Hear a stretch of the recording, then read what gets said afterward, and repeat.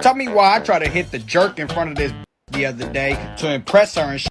And she started busting out laughing, talking about some, you look like you hitting the Irish jig when you try to jerk. I said, what the f you mean?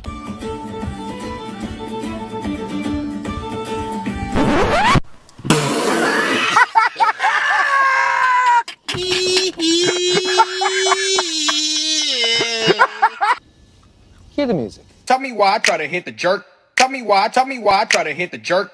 Tell me why I try to hit the jerk. Tell me why I try to hit the jerk. Try to hit the jerk. Try to hit the jerk. Try to hit the jerk. Try to hit the jerk. Try to hit the jerk. Try to hit the jerk. Try to hit the jerk. Try to hit the jerk. Try to hit the jerk. Hit the jerk. Hit the jerk. Hit the jerk. Hit the jerk. Hit the jerk. Hit the jerk. Try to hit the jerk. Hit the jerk. Hit the jerk. Hit the jerk. Hit the jerk. Hit the jerk. Hit the jerk. Try to hit the. Tell me why I try to hit the jerk. Tell me why I try to hit the jerk. Tell me why I try to hit the jerk. Tell me why I try to hit the jerk. Try to hit the jerk, hit the jerk, hit the jerk, hit the jerk, hit the jerk, hit the jerk, hit the jerk. Try to hit the jerk, hit the jerk, hit the jerk, hit the jerk, hit the jerk, hit the jerk, hit the jerk. Try to hit the jerk, try to hit the jerk, try to hit the jerk, try to hit the jerk, try to hit the jerk, try to hit the jerk, try to hit the. Tell me why I try to hit the jerk. Try to hit the jerk, jerk, jerk. Try to hit the jerk, jerk, jerk. Try to hit the jerk, jerk, jerk. Try to hit the jerk, jerk. Tell me why I try to hit the jerk, hit the jerk, hit the jerk, hit the jerk, jerk, hit the jerk, hit the jerk, hit the jerk, jerk, hit the jerk, hit the jerk, hit the jerk. Tell me why I try to hit the jerk. Oh my god, is that a bear? Well, Oh my god, who are you? All you females said you'd rather be in the woods with a bear than a man, and now look at you. Have fun getting mauled by a bear. Hey, is this guy bothering you? Yeah. Whatever, I'm gonna have fun watching you get torn to shreds. I just ate. I don't really know what you're talking about, but you're being kind of weird. You're a bear. You attack people. I've seen videos of it. Well, you're a man, so you also attack people. A lot more people than I do. And you also attack bears sometimes, okay? I saw The Revenant. Like, I only attack things when I feel threatened or I need to eat. Like, you're foaming at the mouth hoping that I attack her to feel self-righteous. That's weird. And if I did attack her, no one would be like, well, what was she wearing? Was she drunk? This is what she gets for camping. And if I did attack her, people would be hunting me down. They wouldn't be like, well, the bear has a promising future in water polo, so maybe we should be lenient. Why don't you just focus on making yourself the kind of man a woman would choose over a bear? Would you like to be escorted out of the woods? That would be lovely.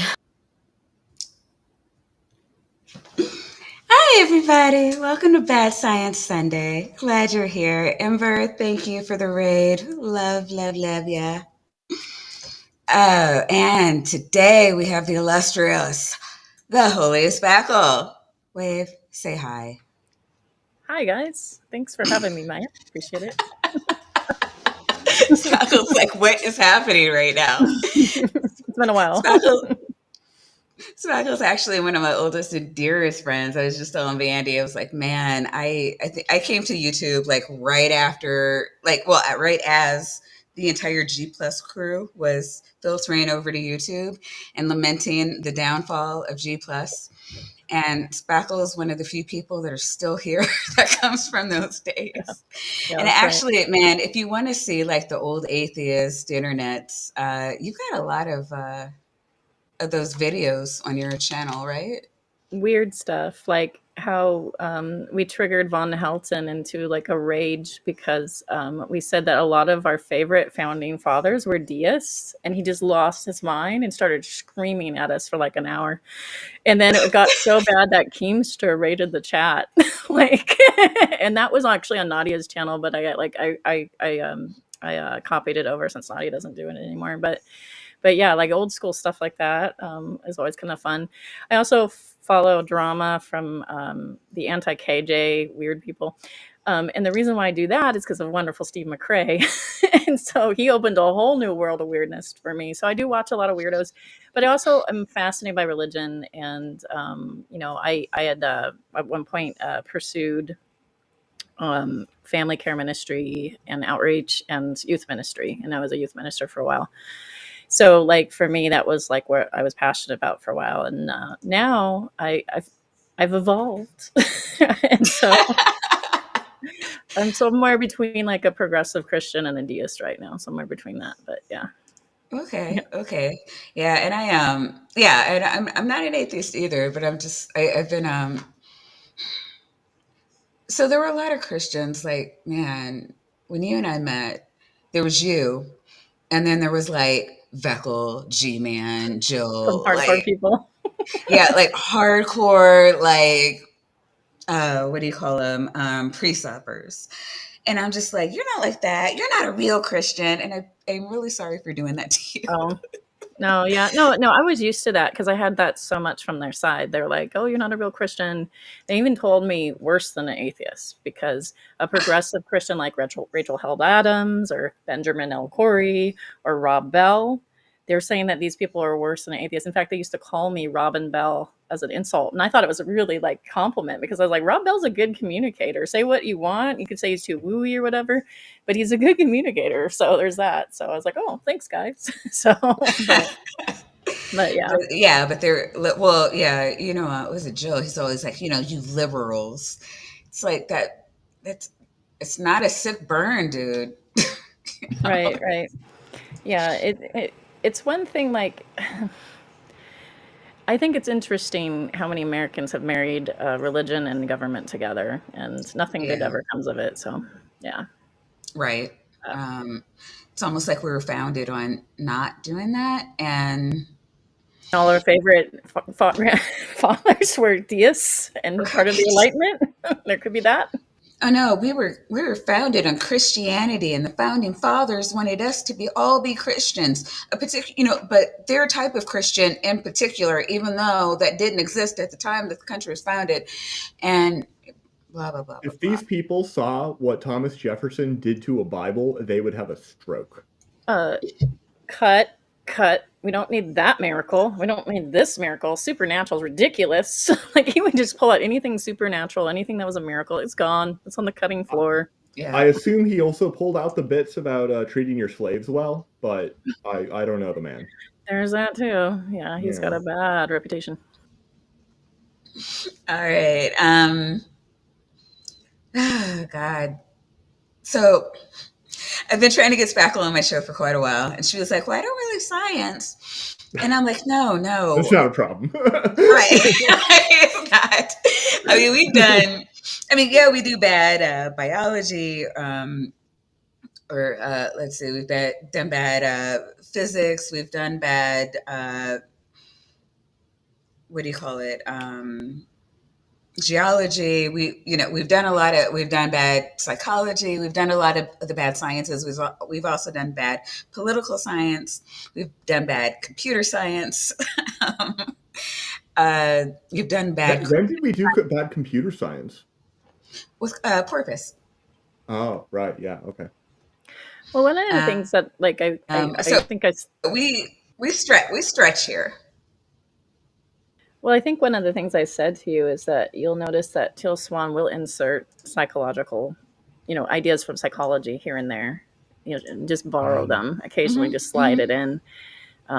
And so like She's run the gamut. hmm for sure. Yeah. She Yeah. also is aware and has well studied other cult leaders. Hmm. She knows exactly what got them in trouble, and she seems to Hmm. have avoided it. And I say other, it's my opinion that she might be a cult leader. I'm just saying. It's my It's opinion absolutely only. my opinion that she is a cult leader. There's no might me. It's an opinion. It's an opinion. So I'm fine defamation wise. Also, it's Yes. the truth. The truth is an absolute defense against defamation. And it is my That too. opinion that it is definitely the truth that Teal Swann is a cult leader. When we were talking about her behind the scenes before the show, I was like, is she currently in jail? Because she reminds me a lot of the Nexium dude. Do you know? I don't. Is he even in jail yet? Either that guy? He is he's in jail. I think Allison Mack's in jail. Okay. Allison Mack was the famous actress from Smallville, I think it was, that like joined his cult and became really powerful in it because she's like the Tom Cruise, but for his cult instead of for Scientology, which is also a cult. Yeah, I mean, she certainly seems like the type of person who should be in jail, but alas. Not yet, but the Yeah. whole glamorization of whooping yourself And the whole and Yeah. the whole there's this thing where she dunks people into water and they're supposed to scream and they hold you down and you kind of like wrestle in the water a little bit, and there's been a couple incidences going on with that as well. It's not waterboarding or anything, but like I guess it was traumatic to somebody. Are we And sure? It's not waterbounding. It's drowning somebody. Like Yeah. waterboarding. somebody No, it's just we're just going straight to drowning somebody. Yeah, Exactly. waterboarding is simulating drowning. This is just drowning. Waterboarding is illegal. We would never do that. We just drown people, and we just sort of baptize you extra. yeah. Yeah. Oh God. So, So, Doc, you want to do the yeah. thing? Teal Swann is kind of a big deal. Like it's a person who gets like legitimate like media news coverage. So we've got a cool 1.89 million subscribers. And that's like horrifying. And I think you'll agree once we watch what's going on here. And a decent conversion rate actually, with almost 1 million views on this video, which is 9 years old. So she definitely didn't have that many subs 9 years ago. But yeah, it's an oldie, and it's full of just the worst things because Maya doesn't like Dr. Tapioca Weasel. She wants to hurt Dr. Tapioca Weasel. And she's gonna succeed.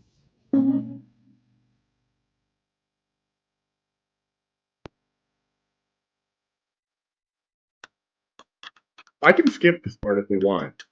Yeah, that's totally fine. Okay, how to see auras. We give 10 seconds of just like. Hello there. As many of you know, I was born extrasensory. I didn't. I doubt Maybe that. she's born with it. I mean, and that's really it's an interesting take, because I was in the community like really hardcore 9 years ago, and The New Age community, you mean? Yeah. The consensus was we were all born with the same things, and some people just had different strengths. So to say, I mean, I think that still can be incorporated in what she said, though. Personally. Well, no, and she'll get into it more. But like people were like, "Well, tell me how you see things," and it's just like, usually when people were trying to say like how do you or ask questions like how do you do this or how do you do that, people would just fucking help them. They wouldn't like, I don't know what to tell you. I was just born with it. Well, she does. I mean, she is getting there. Like she's prefacing it with it.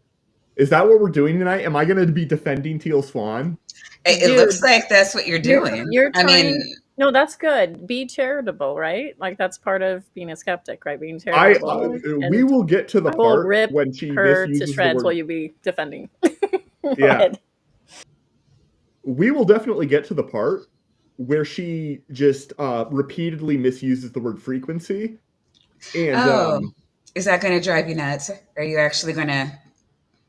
I'm going to do the thing where I get like up and I make my chair spin and I walk away. And it's not. No, you're going to be lulled into like a trance by the stone blue eyes. Yeah. Yeah, I mean, mesmerize you. You're going to of stay all in your of the chair. things that are mesmerizing. You're going to obey. The thing on screen that is mesmerizing is definitely this fairly awesome background that reminds me kind of the sun. Are you sure it's not just energy? Yeah, that looks like yeah, I'm sure. To me. I can tell from the pixels. Look, I can see auras. Energy in my time. There's definitely a very bright yellow aura around Teal. Teach myself to be extrasensory. For this very reason, when people ask me how to be extrasensory, I have no idea what to tell them. It's a little bit like you teaching someone who's colorblind to see the color red. However, this week I was asked so many times how to see auras that I took it as a sign. I want some aura glasses that can correct like the colorblind, you know? Like just you put on the glasses and you're like, auras. You know? You look like a J.J. Abrams movie or something, you know? Yeah, I know. to meet with some beings whose job it is to help people incarnate. Because I wanted to find out what the difference between people who come in extrasensory and people who don't come in extrasensory Wait, did you hear what she just said? Like, the part where she had to meet some beings. Yeah, I did, but we're not doing aliens on this show. We're doing auras. So No, I'm stuck on the leaving the body part. Right. So I have a question with that. Is it Mhm. lucid dreaming? You know what No, lucid it's- dreaming is? no, it's- Or is it just really, really bad depersonalization? Like, No. which one is it? You go into a meditative trance, and then you astral project yourself to the realm with the elders who put spirits into bodies. Well, who are the elders? Are they aliens or us? No. Yeah, no, well, they're the reincarnated like ancestors of us, they're and the probably the Anunnaki. they are our unincarnated ancestors who no longer have to incarnate because they've been through the incarceration cycle, and so now they oversee incarnations. Oh, that makes perfect sense. No, Excellent. these are facts. Everyone knows this. Excellent. Also, Sinister Purpose for $2 says be excellent to each other. Pretty on Wayne. Excellent. Whoa. Yes, definitely. Because I knew that figuring out this difference would help me to be able to teach people who don't see things that are outside the range of normal human senses to see those things. What you are about to hear in this episode is a result of what I learned. I hope it helps you to see. I gotta say, I am not one to talk, absolutely categorically not one to talk. But her audio is echoey. A little bit, yeah. Yeah. Now, the first thing that we have to Go ahead. understand is that you don't have to be special or gifted to see auras. Anyone can, in fact, learn how to see them. The aura is essentially a field of subtle, luminous, electromagnetic radiation surrounding a physical thing. Well, okay.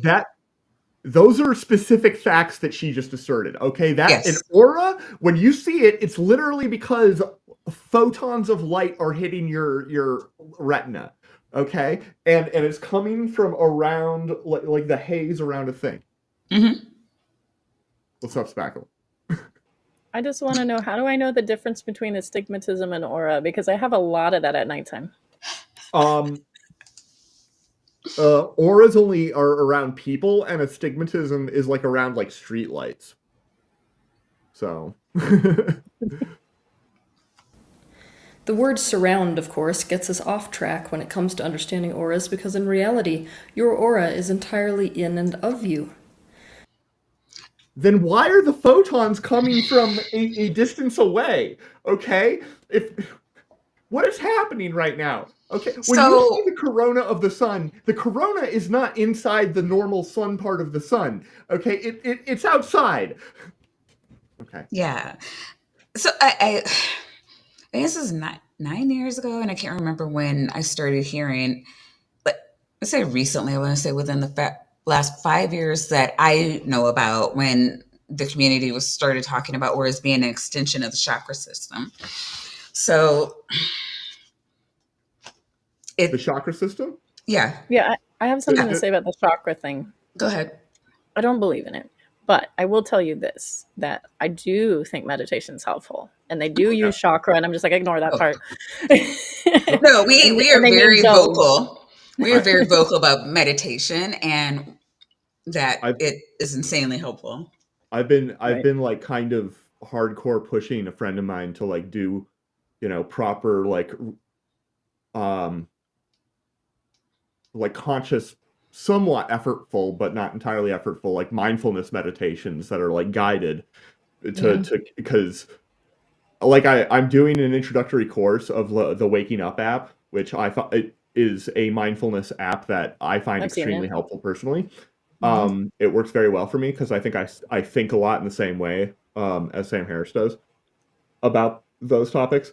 And I'm like doing the introductory course, and there's a part where they ask you to like try and just keep track of each breath And when I first did it, my high score was like 2.5.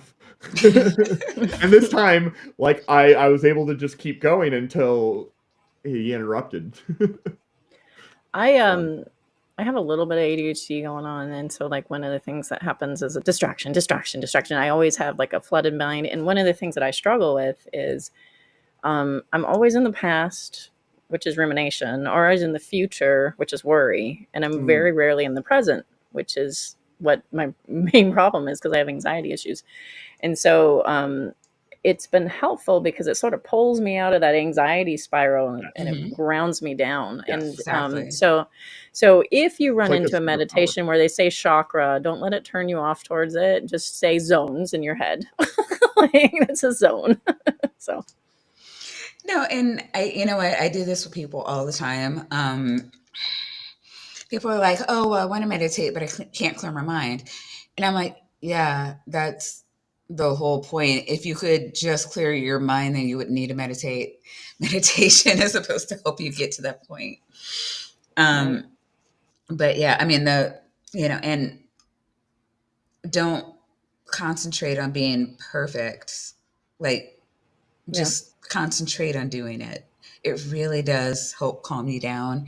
And I don't even know. I mean, I don't know. I hear about people who have gotten to the point where they can just completely clear their brain while they're in session. And I've been doing it for a good like 10 to 15 years, and I'm still not there.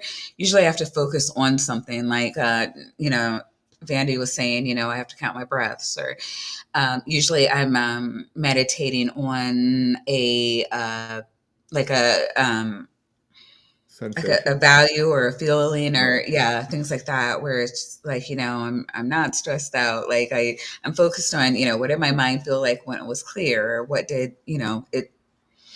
And I hear that's better for people with ADHD. They actually will tell you, don't close your eyes, because you're going to go right to to whatever's bothering you, to the grocery list, to, whatever. When you have ADHD, it's actually better to meditate on like maybe a blank wall, and then, or something on the wall, whether it's like where you can just look at it, because that's going to give you something to focus on. And, focusing on that is going to help you keep your mind clear. So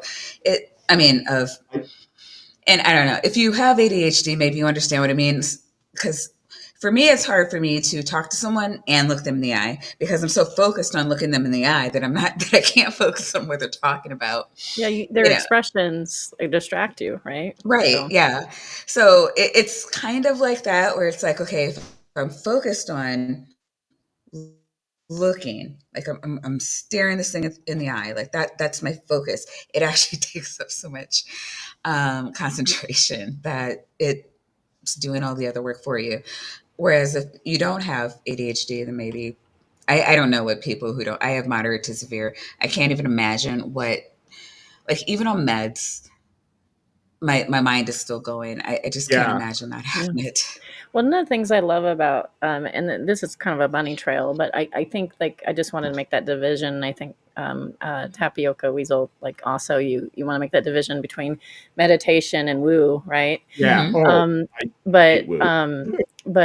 the when somebody's leading meditation and they go, you might find that your mind wanders. Don't beat yourself up. Come back. Yeah, And very I'm like, helpful. oh Right. goodness. Just Yeah. begin again. Just bring your Right. attention back. That is the practice. The practice Right. is to recognize when you have become distracted by something else, and to be able to then focus back on it. The practice is to understand what your mind is actually like and actually doing. And when Mhm. you do that, it becomes much easier to stop to stop negative things that don't need to happen, because you're just sort of doing it to yourself, because that's what humans do. Oh, also, your favorite friend is here. Yeah, I know. All right. Fix your aura, dude. You can meditate on scripture, which is a thing too. And so you take the same kind of actions, but you also incorporate scripture, and that's a whole thing too. But You know, I don't want to go there. Wow. When you are Yeah, observing, Spackle's a Christian. So, Sometimes on Tuesdays. No, I'm just kidding. uh, she's actually when I asked you, I think you said that you believe in the teachings of, you're the type of Christian who believes in the teaching of Christ. So it's like the Beatitudes and the whole like love your neighbor, Mhm. don't be a dick Good kind of Samaritan. Christian. Yeah, yeah. Yeah. Not I the what do you call it? The homosexuals deserve fire and brimstone kind of Christian. no, and even when I was in Christian ministry, I was more focused on what does it mean to be Christ with skin on kind of thing. Like not that anybody's that good, right? Like so to speak, but just the idea of like that's why the Methodist Church was so appealing to me because they like to take care of the poor. It's like one of their big focuses is to take care of our needs here on earth and help other people. And so I really liked that. Plus, the Methodist Church had a lot to do with setting up welfare in the Depression, but people don't realize that. Do you have a green screen thing on? I'm noticing that the green in your hair is black, which is interesting. Me? Oh, Tapioca, you have a green. No. Oh, that is kind. You're right. Oh, that's so I crazy. don't know. Like this is just That's my funny. bedroom. Right. Oddly. That's funny. I just had to ask. No, Also, that's super funny. I don't know what happened to. Am I missing? I know Blessed Corpus be had. Oh, he. here it is. Okay, so yeah, really quick, mods. Okay, blessed be he. Very happy you're here. I'm going to insist that you behave. No obnoxious bullshit today, BBH, and not the you're mod. allowed. Yeah, Sorry. and yeah, no, yeah, for BBH, yeah. So the mods already know any proselytizing gets an automatic 5 minute timeout. Any same with any name calling. Just contribute. Be a decent human being. You What have it happened to in you. Jesus loves you? What happened to Can we that? give Blessed be he a special pass to call me names? Because I think it's hilarious. Or do we have to have standards? I mean, I I don't was know. I amused mean, at the because couple swings he took at you. They were kind of funny. so They're hilarious. yeah, I was in Robin's. I had to beg Robin not to ban her from her chat the other day because like I was saying, I genuinely think she's hilarious. And Robin's like, look at what she's saying about you. I'm like, nobody thinks this about me. Like she's saying things that makes herself look stupid because no one who knows me thinks this. Something about I don't know about me being either butthurt or closed minded or I mean something stupid. And I'm like, what? You just sound stupid. Like nobody who's heard me. You're in all of my streams. Like you know this is stupid, but it's whatever. So she wants to make herself look stupid by saying things that everybody knows is actually fallacious. Then it doesn't hurt me like at all. I mean, you're just highlighting my positive traits, and which is interesting because I'm a huge bitch, and there's just so many things that you could actually get on me for, and yet you choose to highlight dumb shit, which is okay. I mean, it's a look, but No, for it's when I think $5, of you, huge sorry. bitch is not one of the things I think about when I think about you. It's not the phrase that Well, I you think about. actually, yeah, you get chased by actual bitches. Yeah, like I bitches just named like to, Tina, I cut you. I mean, come on. right. I just like to torture my friends from the left, but you actually have people like gathering other people with handing out pitch axes and torches and I have people tell me that I ought to die, and people like me would be stoned. Like I literally had a Mhm. Calvinist tell me you ought to die, and I was like, oh well, thanks. Jesus loves you. Like, like, I don't know what to say. What do I say? Yeah, I don't know that you could be offended by anything that happens here. So No, I'm pretty impenetrable, with like people make fun of my weight, people make fun of me, like like whatever. But yeah, I, that's I don't not want to going to tell happen people where here. my weakness is, but my weakness is Body in shaming gets banned here. Like we don't put up yeah, I with don't that care. shit. People body shame me all the time and I'll let it fly. I don't even care.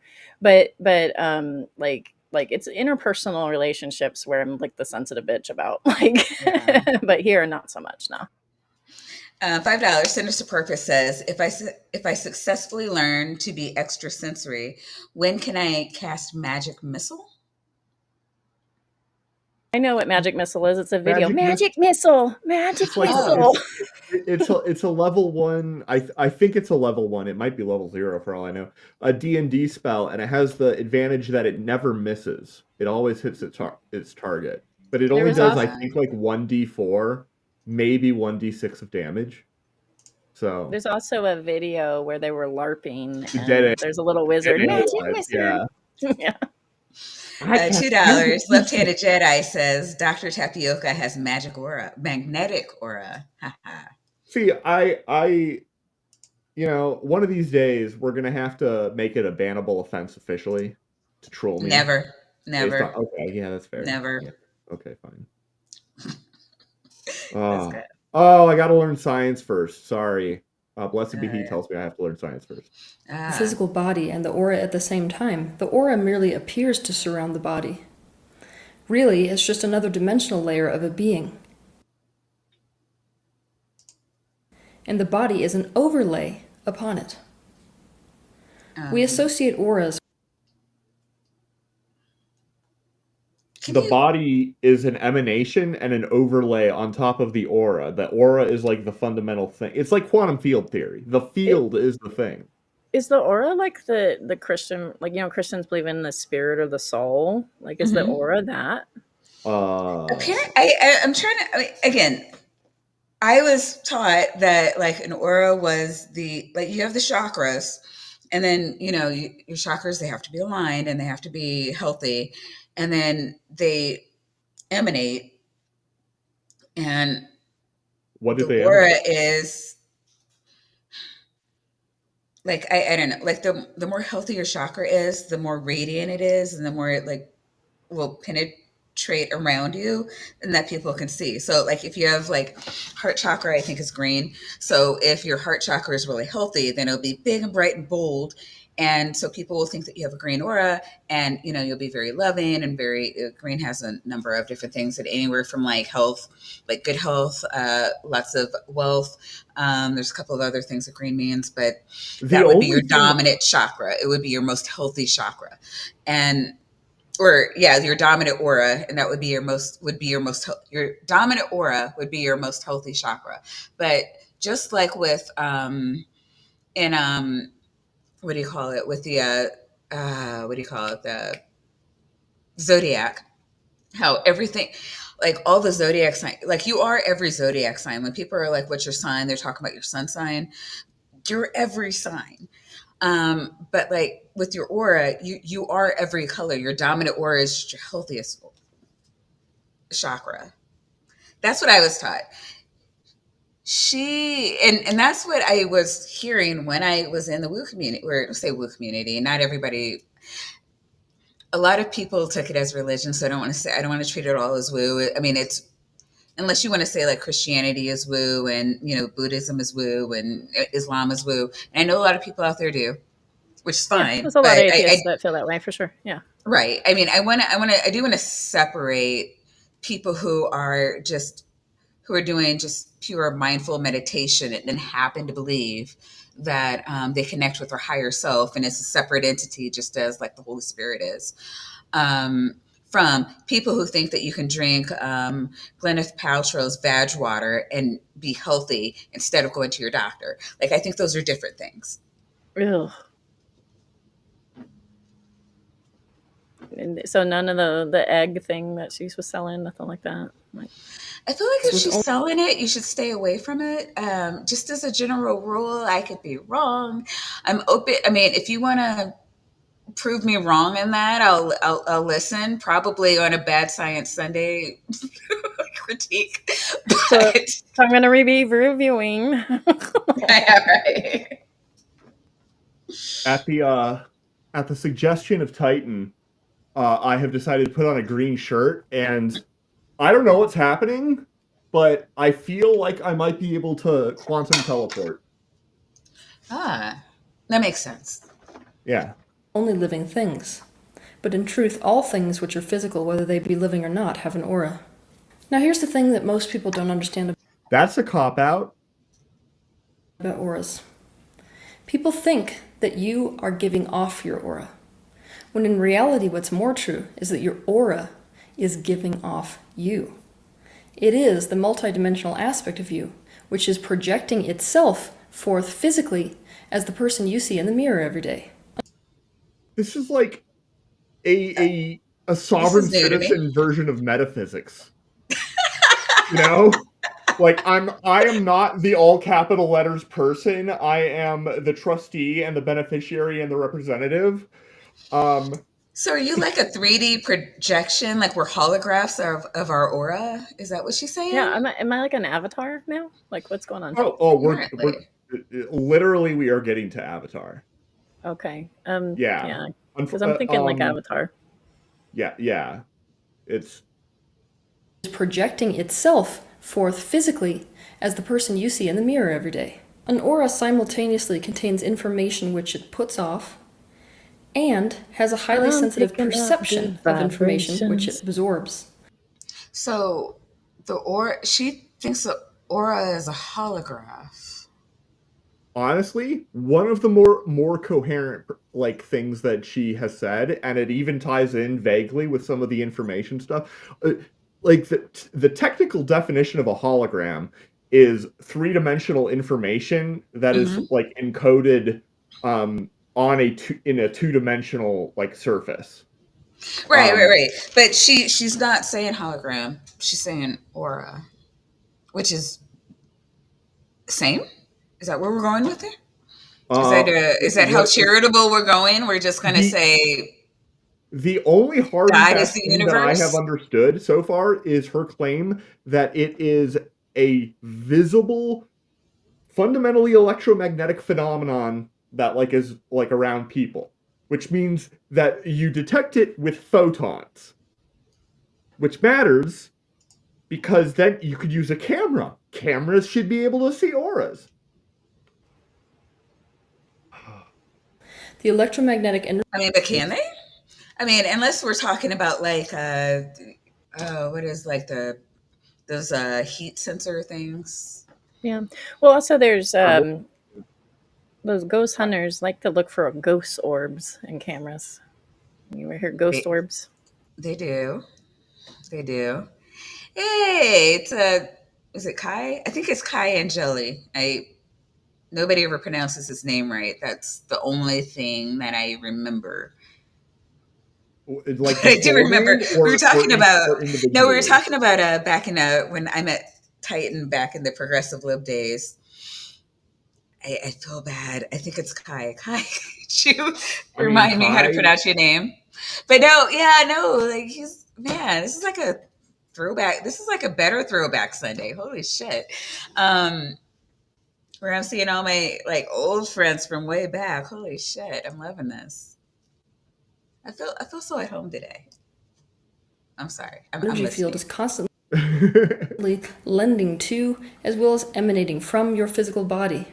You could think of it like an electromagnetic form of consciousness that both transmits and receives. Some people.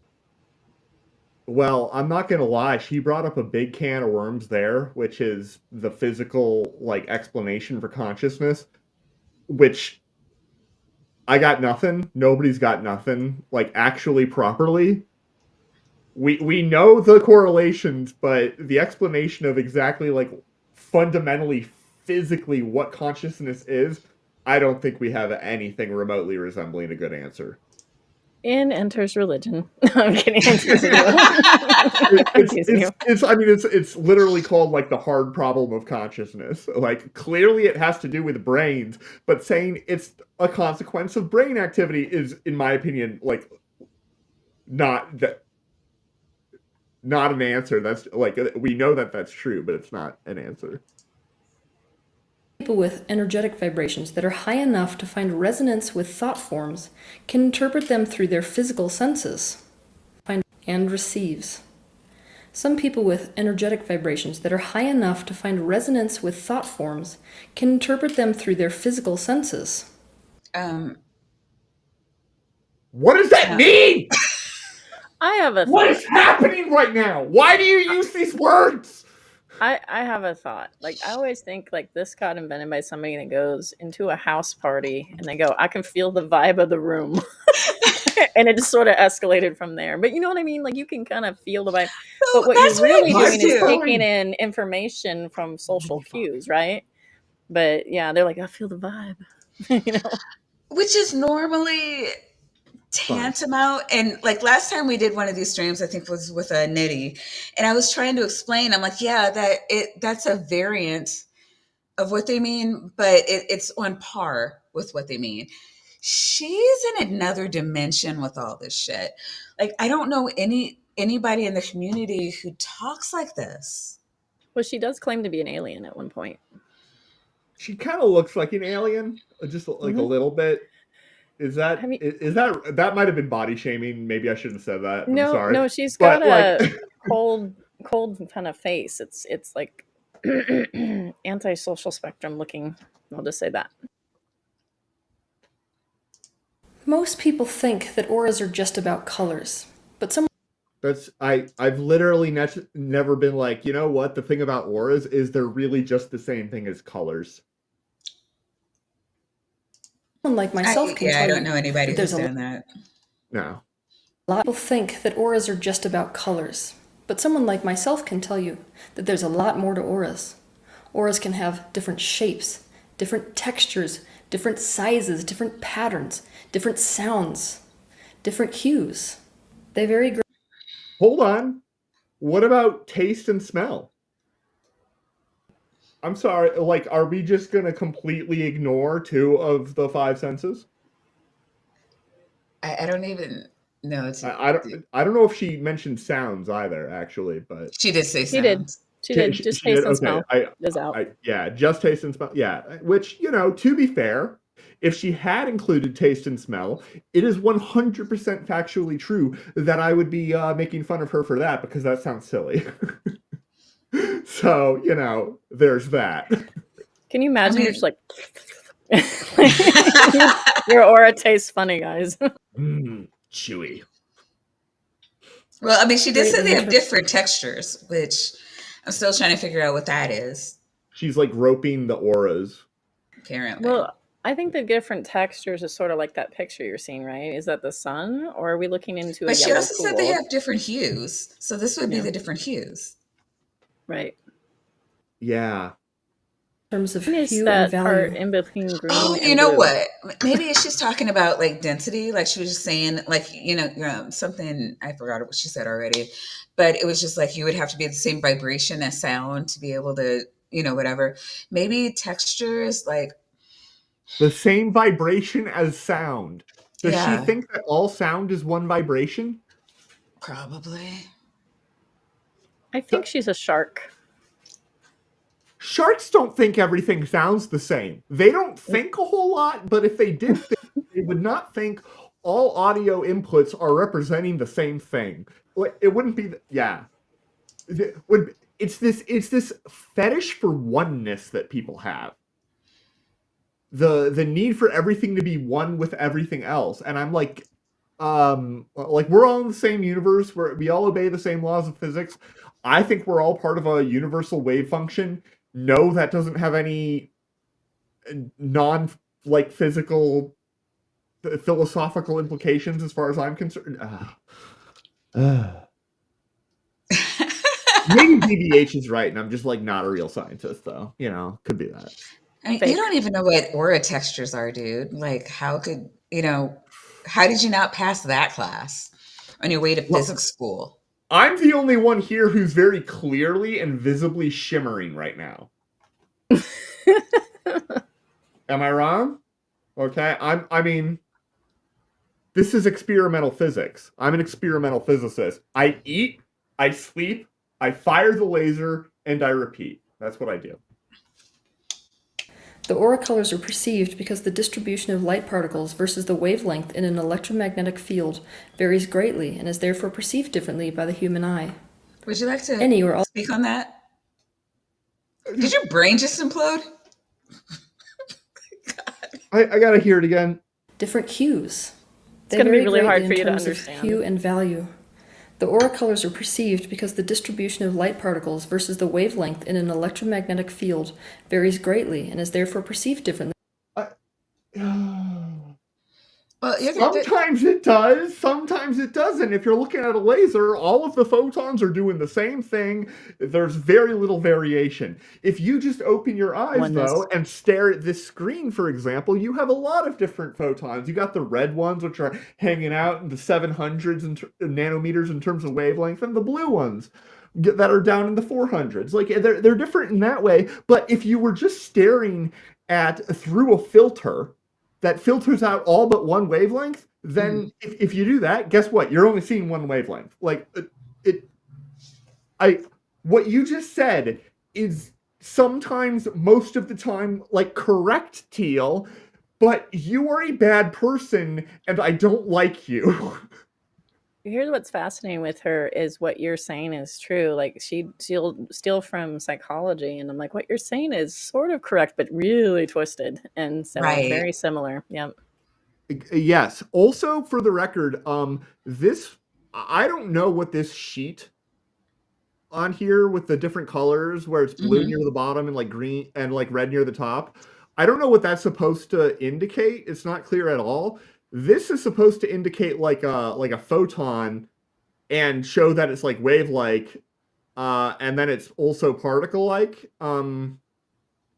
That is like a funky thing about quantum mechanics. Wave-particle duality is a funky thing. It's okay. Yeah. she doesn't like get that much into it, and it's like kind of hard to like go from wave-particle duality to therefore we are like fundamental spiritual entities that have the power to do whatever we want if we just like actualize our self-inhibitions or whatever. Thank you. It kind of reminds me of when someone explains what a wormhole is and they take a paper and then they fold it. Kind of reminds me of that. Yeah, except that at least like has mathematical analogs, and that genuinely is one of the better ways of showing it. It's just not that good.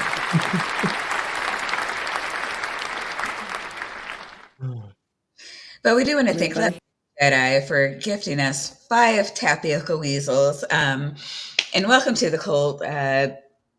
Something Kennedy, Arden Espresso. I killed Earl. Yay. We're going to be seeing Earl next weekend. Well, we'll be on Earl's show next weekend. Tikas and Jason Hyatt, welcome to the cult. Please enjoy your tapioca weasels, your vaginas, and your nitties. Human eye. Any or all of these characteristics of an aura can tell a practitioner of energy work what areas need to be focused back into a beneficial resonance. They can tell a nearly complete story of who you are and what led you to being who you are. Your aura will respond to the thoughts you're thinking. When you're thinking a negative thought, for example. These are facts that should not be that hard to test. If you have multiple people that are capable of seeing auras, and then you lead somebody through thinking a series of thoughts that are going to change their aura, you should be able to establish a correlation between the independent statements of the aura readers that are observing it. It's very easy to design an experiment that would measure any of this. The only thing to do is to say, oh yeah, but when you try and science-y it, then it decides not to work because you've got bad energy. Not helpful. Well, all right. So, like, in the New Age community, like, your aura is supposed to get darker and closer to your body when you're thinking, when you're either, well, mostly when you're depressed, but like the more, right? I mean, as are most of us, in fairness. I mean, the pandemic did a number on the entire world. But like when you're happy and energetic, then you have a bright, shiny aura, like pastel colors and shit, and it's big and it can take up the whole room, depending on the room. So, but like when you're depressed, you get the darker colors and it's really low to your body. And like a thing is like you can tell somebody's depressed because like you'll either see black can mean a number of things.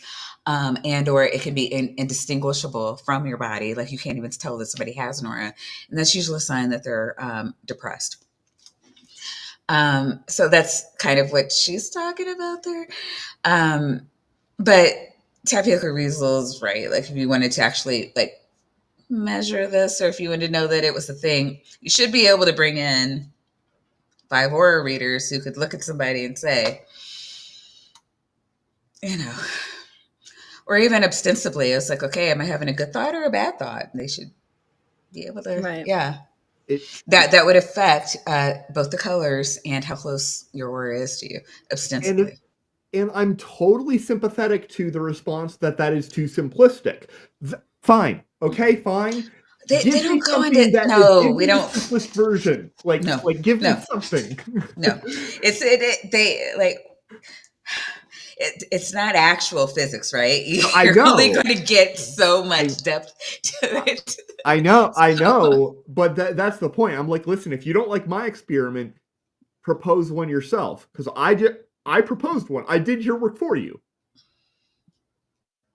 And you think it with enough regularity, that thought will then show up in your subtle etheric body, in your aura. It will become a pattern, a texture, and then that will translate into a physical symptom. You could think of your aura as the visible blueprint, mirroring the thoughts that you are thinking and the emotions that you are feeling, as well as the thoughts you have thought and the feelings. Why can't Spackle, you go ahead before I started. Oh, I was just gonna say, here's where she pulls in little bits of psychology, right? Like I just want to point out, like there's a book called The Body Keeps the Score. And it does talk about how trauma, things like depression, anxiety really do affect your body. Anxiety floods your body with like cortisol, and cortisol does a number on your body. Or, how a lot of people have body aches and chronic pain when they're depressed, things like that. And there is truth to that. And here's the tricky thing is she has half truths constantly. Mm-hmm. That's how she sucks in smart people. They're not dumb people that join cults. They're very smart people that join cults. Like you could have 160 IQ and still join a cult. And so I just want to point that out. Yeah, it's not about intelligence. It's IQ is only like one thing that is like measurable that's correlated with intelligence. There are other things that aren't particularly well correlated with IQ that most people agree represent types of intelligence. Being smart doesn't mean you don't make bad decisions. Right, exactly. It doesn't mean you can't be fooled. We can all be fooled. If anything, if you are an over-intellectualizer, if you look that up in psychology, over-intellectualizing, which is something that I'm told I do, you can talk yourself out of good ideas quite a lot. You can pick up a vibe from someone and talk yourself out of them being a bad person. I'm actually a pretty bad judge of character. Oh yeah. Which is why I'm so fond of Blessed Be He, I think. That was mean. Sorry.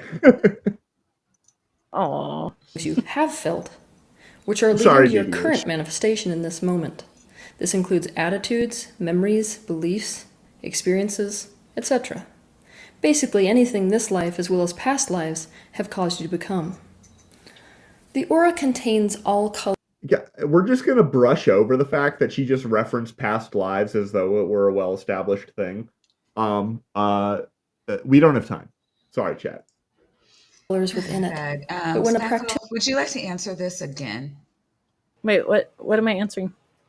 Blessed Be He has a question right here. I have been a Christian for a very long time. In fact, I worked in youth ministry and outreach. I worked in youth ministry probably for close to 18 years at least. I'm 44 right now. Right now I'm in a weird state where I am really drawn to Jesus and really turned off by dogma and religion. I think some wrestling, I've been kind of veering towards deism, but I think I'm kind of sliding back to progressive Christianity. It's kind of my home state and what I'm familiar with. And, so that would put my denomination preferences in like more.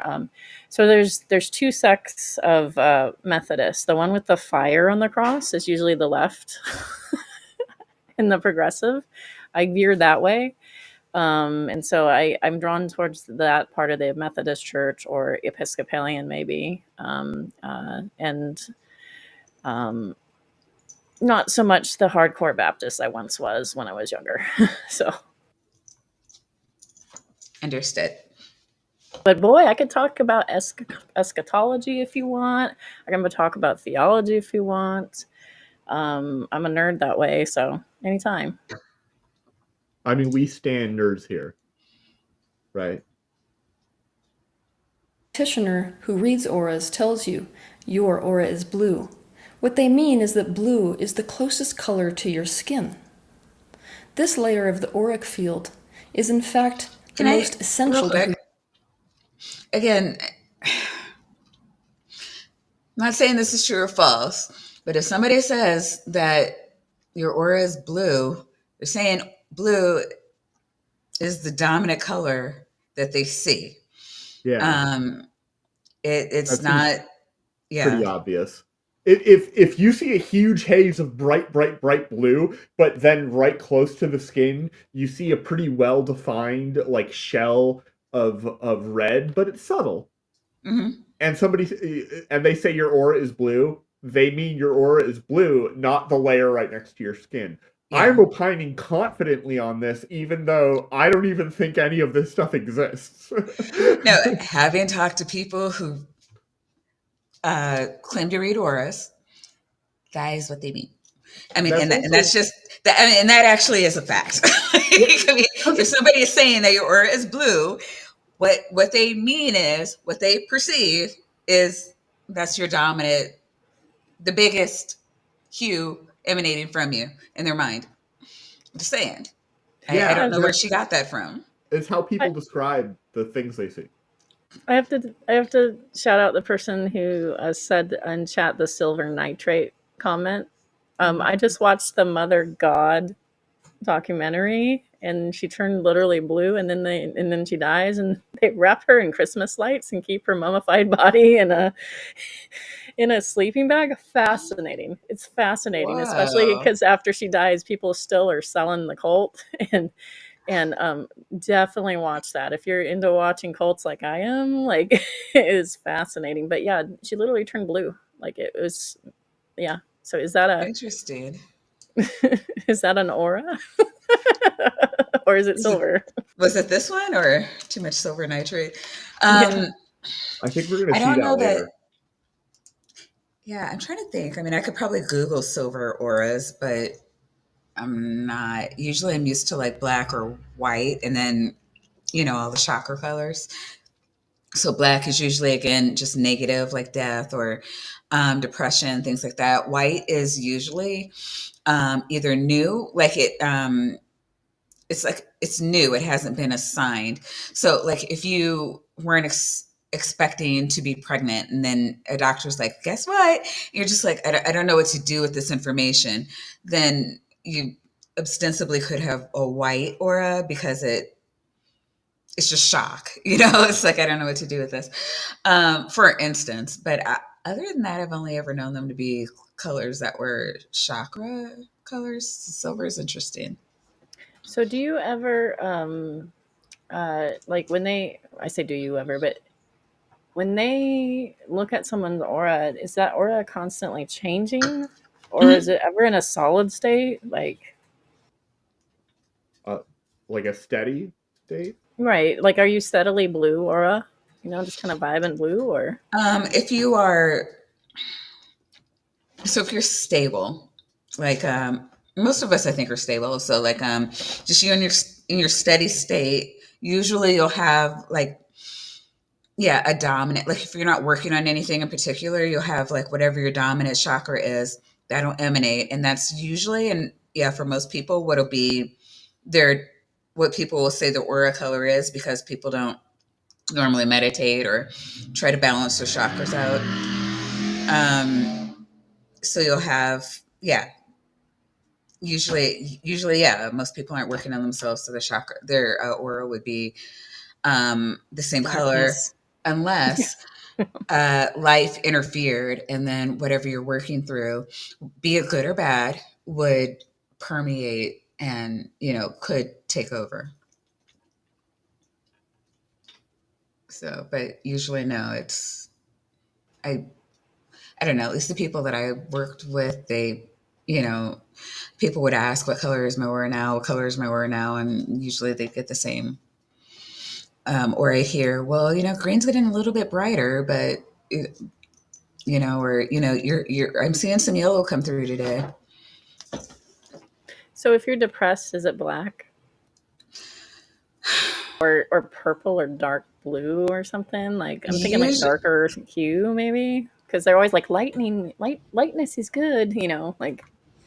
so it would dim. I think for like if you're depressed, usually it gets closer to the body, and then it's not as bright, so the colors are not as like you don't get the pastels. You get like darker colors. Okay. Black is usually depression, trauma. Like for instance, I think I was saying this to Bree once. Like we used to be like you would have to like as part of a meditation, you would go through your aura, and then you'd like comb through it. And so combing through it is like looking for black marks, and usually that's trauma or depression. And you would want to focus on what that is and to try to weed it out so that it's not negatively affecting you in either your energy work or interfering with your relationships or your manifesting, or because any kind of like negative any blackness in your aura is going to negatively affect every aspect of your life. That's what I was told, at least. Again, I'm sure every group is different, but You know that's what what we were told. you know what struck me about that was Hmm. how trauma happens to almost everybody, right? Yeah. But for some people it manifests in lingering issues, right? Hmm. A lot of Christians make the mistake of conflating a mental state with sin. Hmm. And I feel like it's the same vibe in New Age. It really is. And New Age has a lot of male roles and female roles. Have you noticed that too? No, Like I did not. energies I with did not. Teal, lots of that. Lots of that. So I think what our group kind of fought against was like the male roles were all the negative roles, and then the female were all the lighter roles. So like you would get like the male, which would be like the matriarchy, I mean the patriarchy, the oppression. Like those would be male assigned, and then the more progressive things are considered to be um, more feminine traits. And our group was more of a feminist kind of cultish thing. Not say a cult, but you know what I mean, like just a cult, as in like how Richard Carrier, or like a lot of them, they'll talk about the Christian cult. Just Christianity is I would like call really it a little. sect. A Sect. sect. Yeah. Sects, I think, are a little bit bigger. Okay. But yeah, I mean, our group. I don't want to like. It wasn't a coven, but I am kind of like because we weren't witches, but like it was more like it was more of like what you would think of as a coven. Um, and so it was very very feminist, very um, like anything that promoted one thing above another was shunned. So we didn't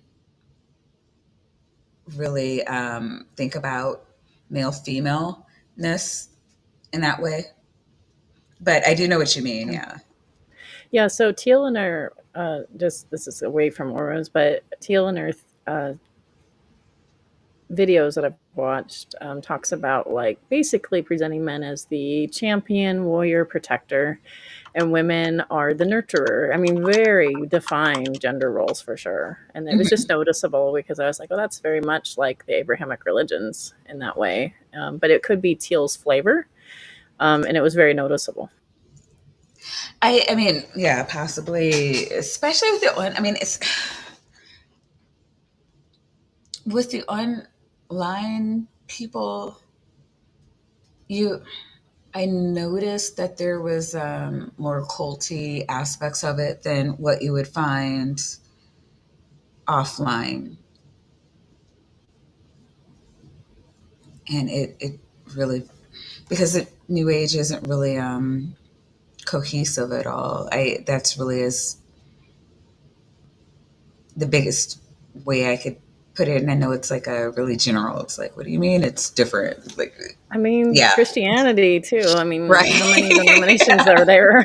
right, right. Like, Yeah. well, they all believe that Jesus is Lord. Yeah, but this, like I But said, then how you get saved, or if you have to get baptized or not, like everything right, like and it starts to just splinter. Yeah. right, right. Even with Catholics, it's like, well, I understand that Catholics are supposed to believe this, but I mean, and I remember arguing with somebody about Catholics too, about like a belief. And I'm like, yeah, I'm sure if you polled the Catholics, they would say, well, the Pope wants us to believe this, so we believe this. And, we're going to say, like, let's just say transubstantiation. I'd be shocked if there were a lot of Catholics that actually believed it. But if you poll a lot of Catholics, they'll probably tell you they believe it, Yeah. you Yeah. know? I mean, transubstantiation is kind of weird because it reminds me of how the Romans accused Christians of cannibalism. Like the Hmm. Romans Hmm. accused Christians of that, and Hmm. that's one of their justifications for killing Christians. And so like I just think like so you literally think it's a but then And the it's just Baptist, like, well, if this is getting back to the Pope, then yes, I actually do. right? you know? And then the Baptists are like, it's an outward sign, of believing in Jesus, and Mhm. it's something completely different. But yeah, so like again, like the point is that in very popular religions like Christianity and Mhm. Islam, Mhm. people keep acting like Islam's a minor religion. It's going to surpass Christianity very quickly, very soon. And they have so many sections of Islam that it's not. I don't think as bad as Christianity splintered, but it's splintered too. So it's interesting. Yeah, and I mean, Shane makes a good point too, where it's just like, everybody splits over social issues, and it's like, and that's my point. Like, you have like Christianity with this like well-founded like book that's been around for let's say 2,000 years, at least 1,600 years, and they still splinter over shit. And then you have the New Age community where it's just like, yeah, there's like these vague notions that, again, vary widely from sect to sect. Or, oh, what do you have? Is that Norton salt? I was responding to a thing in chat. Sorry, I've been engaging with the chat while you guys have been chatting because I have That you don't know how to? Yeah. What do did you both. hold up for I, somebody in chat? I held up how spooky is trolling. I held up salt substitute because specifically in this particular case, DBH told me that I am lacking potassium chloride. Oh, And the thing about salt substitute, which I use because of blood pressure issues, is that it's potassium chloride instead of sodium chloride. So, like, every time she gives a specific thing that I'm doing wrong, that is so I'm like, funny. I don't know what you want from me.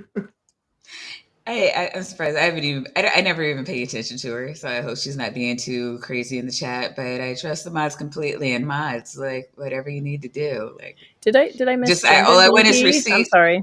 All I want is receipts in the Discord. I already told you this. Like, don't let her piss people off. Anyways, um, yeah, no, I saw the salt, and I was just like, wait, I have a meme that I give to people who are like pissing me off, and it's just like, it's something like "burn in hell, you salty bitch," but it's.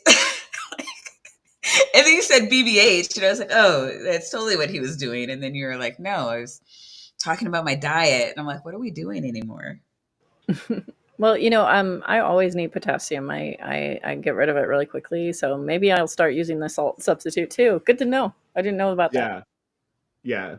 It also, if you mix it in with ground beef when you're making like burgers, if Wow, this you is eat, totally not a dietary Who you stream. are is the most authentic to who you are. It is your energy signature. That color most reflects your manifested being and life intention. A person's primary aura color is usually the most dominant color in their auric field, unless they've had to Yes, suppress their authenticity. this is all I've been saying. Holy shit. I'm yeah, but sorry. you're a lot smarter than well, okay, it depends what your goal is. If your goal is to try and convert a huge amount of people to your own cult, Hmm. I guess you have to work vicariously through me, and in that case, you're doing all right, I suppose. But In order to fit into their culture, family, or social group.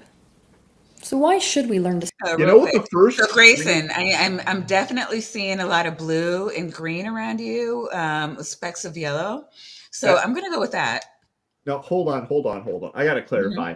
That behind Grayson is not blue and green. That right there is a deep microwave that it's the peak colors that characterize a black body spectrum at like 2.7 something Kelvin. Okay, so no, he's not. It's not an divisible spectrum. He is a cold motherfucker. I don't think that's a color though. Well, maybe not to your pedestrian human eyes. Fair. see auras? For some people, it's about feeling legitimately spiritual or feeling special. For some people, it's just about how cool it would be to see those kinds of things. Whatever the case may be, we need to be really honest with ourselves about why we want to see auras, both the shadow side and the light side of it. So for those of you who want to see auras, the first thing you need to ask yourself is, why do I want to see auras? All If I right, was to let's make all a case ask for why ourselves it's a good that. idea, Why do I want to see auras? Well, I just turned Grayson. my aura on, so I'm purple One. today. I can't see you at all. Oh, really? Hmm. Uh-oh. Nope, now I can't hear Doc. Can anybody see or hear me? You can hear me. I cannot hear you. I don't know what's happening with Spackle. She's I spinning. muted myself somehow, but I don't know if I actually did that or if that happened automatically somehow. Everything suddenly went weird, so it could be anything. It's This is probably my fault because this is that's Sunday with right. So I think Weasel should be back though, right? You're good now, good now. Weasel. Yeah. What color is the internet's aura? Black. It's Internet is a black. it's it's shimmering green. Shimmering. Is I that don't supposed know to be shimmering I actually? Like, don't know why it's doing that. No, because Titan pointed out earlier that the pure green of the clown wig is just like this.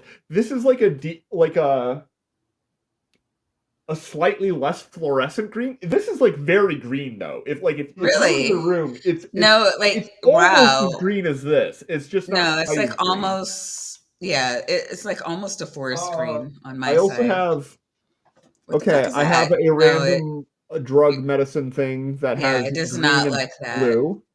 Yeah, this is Blue? supposed to be like a normal blue, and this is like a healthy green. The black thing is a healthy green. I However, don't, I also do not okay. have anything set to use a green screen. The only difference between this show and other shows is the fact that I'm using the Opera GX browser, which is nice because when I keep the show paused, it doesn't have the big black bar that it normally has. So that's going to be a thing that we keep on using. You haven't used Opera yet. I'm kind of afraid, but because I was doing Chrome and it did not like that. Oh, I've always used Chrome on our show, but I changed my background to an aura and it crashed it. Oh, okay. I see. I get it now. The internet idea for doesn't people like to learn to jokes. see auras. I would say that not only does it make this world a more beautiful and a more colorful place to be, it also enables us to develop true intimacy with other people. In order to see What? auras, you have to see into other people, literally. Wait, is that the Much truth? of the That Okay. in order to have intimacy, you need to see into other people, or that auras allow you to see into other people? I mean, to have true intimacy with other people, you have to be able to see their aura. Do I look like a psychologist? I'm skeptical. College psychology. Auras. Do I look like somebody who has been formally trained at any level in psychology?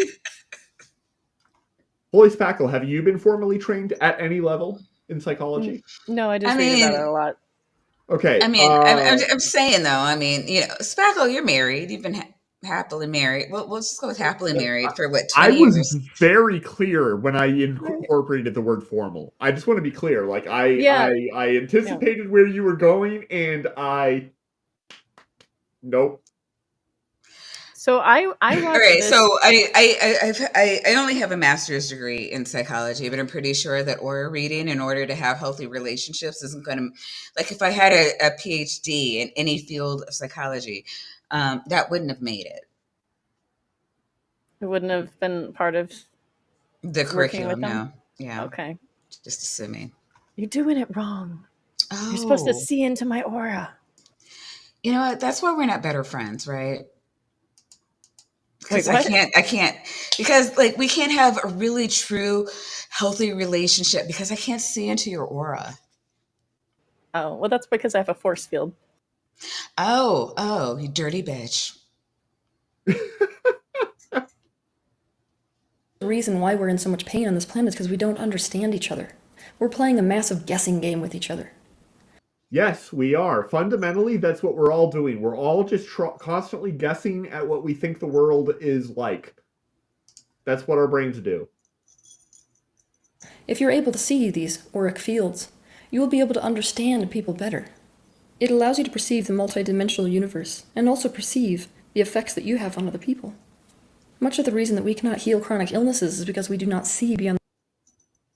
Okay, based theory is saying that they studied orology in their totally not non-existent PhD in psychology. And yeah, I can confirm. You only see them when you're looking directly inside the people intimately. I have to literally look inside you. Is your PhD in psychology or surgery? I'm confused. Orology. Oh, right. But, well, no, that's not X-ray vision. Or Well, surgery. clearly you're wrong. Well, I mean, yeah, that's like most of the whole shtick of the show. BBH understands that. Most of the rest of our audience doesn't, but BBH does. The physical body. Let your mind ruminate on the implications of. Not gonna lie, the iris is the most photogenic muscle in the entire body by like several orders of magnitude. Really? Yeah, I mean, how many other muscles can you just see? Oh, okay. I see what you're saying. Right? Also, like, as far as sphincters go, it's pretty all right. I'm just saying. Of a world where people perceive the unified quantum field, perceive the multidimensional aspects of each other, and understand each other completely. For the sake of understanding, we need to start to see this physical dimension that we're currently focused in as a 360-degree panoramic learning hologram that was designed by Source itself for self-actualization. It's a bit like a full experience video game. Now, it's one thing to conceptualize of the idea of love and connection. It's quite another to experience. Right, yeah, you can't be going this long. She has like a million things. We're going to have to find something to comment on within a 10-second window. So it sounds like she's trying to describe a holographic universe. A holographic universe is a real thing. That's like a real physical model.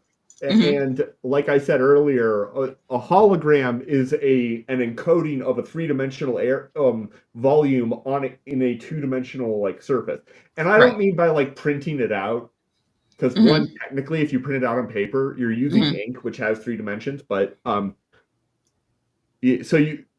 can't describe it in like 2 seconds because I'm a fake scientist. Right, obviously. Yeah, sorry. But like the things that you see on credit cards, like that look 3-dimensional, even though it's a 2-dimensional thing, but like you turn it around and you can see the multiple stuff. Mm-hmm. Those are proper, like, actual holograms. Right. Yeah. But it sounds like she's trying to say that we live in that. Well, she said that. Oh no. It's forcing a reboot. Well, I believe in you. I can dance. Wait, is that your internet provider? Oh, Wait, it might just be the machine. like her internet provider is forcing a reboot? Maya, if you think I have any more information than you, then you're sadly mistaken. Well, I thought that maybe you were reading the chat. Like I'm trying to. That's a fair point. But Yeah, no, her PC is having an issue. I don't know. Working on it. Was in here with the green check mark. PC doesn't seem to be having an issue. Oh, shut up.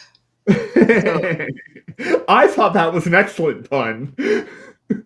Well, no, I'm trying to figure out what's going on. I think she has to reboot. I thought she was saying she has to reboot her browser, and she's like, no, the whole fucking computer. It's like, holy shit, that's worse. Yeah, to be fair, I'm able to do that within the time it takes for me to hold my breath, but that's not typical. Rebooting the laptop. All right, we'll be here when you come back. God. There's plenty more nonsense in this video to react, so, frankly, we're doing her a favor. Yeah, I mean, we still got another 40 minutes, so goodness. Yes, a lover's first kiss. Also, the only way to really comprehend oneness is to become so separated that we are separate physical individuals. We're already separate physical individuals. Maya, are you and I one flesh? But this is what I was trying to explain to you earlier, like what she was talking about. Like she's saying that Source is doing that Source. Source is God, by the way. Whenever she says Source, she means God. But they don't like saying God. Because of people insert their God and then get mad that they're talking about the one true God, whatever a person deems that to be, as if it were the thing they're talking about. So to bypass confusion, which we're doing so well here, they say source instead of God, when what they actually mean is God. So God, I think, made this holographic universe and separated everything so that we could learn what being separate is. I think that's what she's saying. Because like before we're just all together. And to learn oneness, to learn separation, we had to separate. Yeah, that's true. But let's also put a bucket on our heads. Well, how else are you going to understand separation if you don't have a bucket on your head? How are you going to do that? And oh wait, no, that's a bucket on the shopkeeper's head. So in Skyrim, the video game, if you just put a bucket on the NPC's head, it blocks their line of sight, and you can just rob them blind. It's hilarious. They don't even try to take it off? No, they don't. That's not coded in. This game was released in 2011. Fully learn from this hologram or video game is to forget that anything outside of it exists. This is the difference between watching a movie in a movie theater and temporarily forgetting your own life, and watching a movie in your own house in the middle of the day where there are distractions everywhere so you can't forget your own life. Which experience causes you to feel more? Which experience causes you to care more? Which experience causes me to feel more and care more? A movie that I paid $15 to go see, or a fight with my family that is going to ruin the next 3 months of my life? Dilemmas. Well, I mean, I guess that's what psychopathy is for. But did you say psychopathy? Yep. Okay. I'm just saying, I understand what the actual cheat codes of reality are. Oh, sorry. I'm still just reeling over the video game that lets you put a bucket over somebody's head and rob them blind. It's so fun. Yeah, no, it's great. The other thing is if you reverse pickpocket and put a poison in their pocket, it just immediately poisons them as though they like drank it or got shot by it. God damn. Yeah, it's great. Why is this thing a thing? Why is this game a thing? Skyrim? Why is Skyrim a thing? Skyrim, to be clear, is the greatest game of all time. Yes, I've heard it said. Yes, it's amazing, and all I can say is, hey, you're finally awake. People who know. Rest my case. In order to fully participate in this learning hologram that is the physical dimension, we have to close our awareness to the other dimensional realities so we can focus fully in the physical. And this right here is where she starts talking about thought-stopping techniques. Because she is a cult leader. Well, yeah, duh. Like, how do you lead a cult without, like, thought techniques at all? Emojis. Here, let me demonstrate. Hold on. Oh, God. You don't have to. So Elden Ring apparently is superior to Skyrim. He said what he said. It's too hard. And also, it doesn't have... It's too hard. Yeah. Are you just going to, like, prove BBH right? Like, in front of God and everybody? We're live. Yeah, I mean, I gotta keep her coming back, right? I think the chat is coming for your throat, man. It's the same idea as, in order to really focus on the video game, you have to stop focusing on the room that you're sitting in. Only in this video game called Life, we actually become the avatar. That's a board game. It's not a video game, it's a board game. Wait, which one did she say? Life, the video game called Life. That's hilarious. It's a board game, and it is. To the extent that it is a video game, you're clearly just copying Tirzu's shtick. Do you guys all know Tirzu? Tirzu is a fantastic channel. I'm sure Bree is familiar with Tirzu. I think Tirzu even has done some collabs with like genetically modified skeptic. They're like a person who is like community adjacent, weirdly, even though they mostly do videos about animals. Sorry. What the fuck is Factorio? Factorio is the two-dimensional version of Satisfactory, which is funny because Satisfactory is actually the three-dimensional version of Factorio. Factorio is a factory building game that's all on a two-dimensional thing where you're on a planet and you have to like mine resources and like kill the local wildlife because capitalism. And in order to build a bigger factory so that you can build parts to build a bigger factory so that you can build parts to build a bigger factory so that you can build a spaceship. All right, are you done? Are you done though? Yes. Okay. That's akin to being able to literally become the character in Grand Theft Auto. Spackle, have you been following along at all?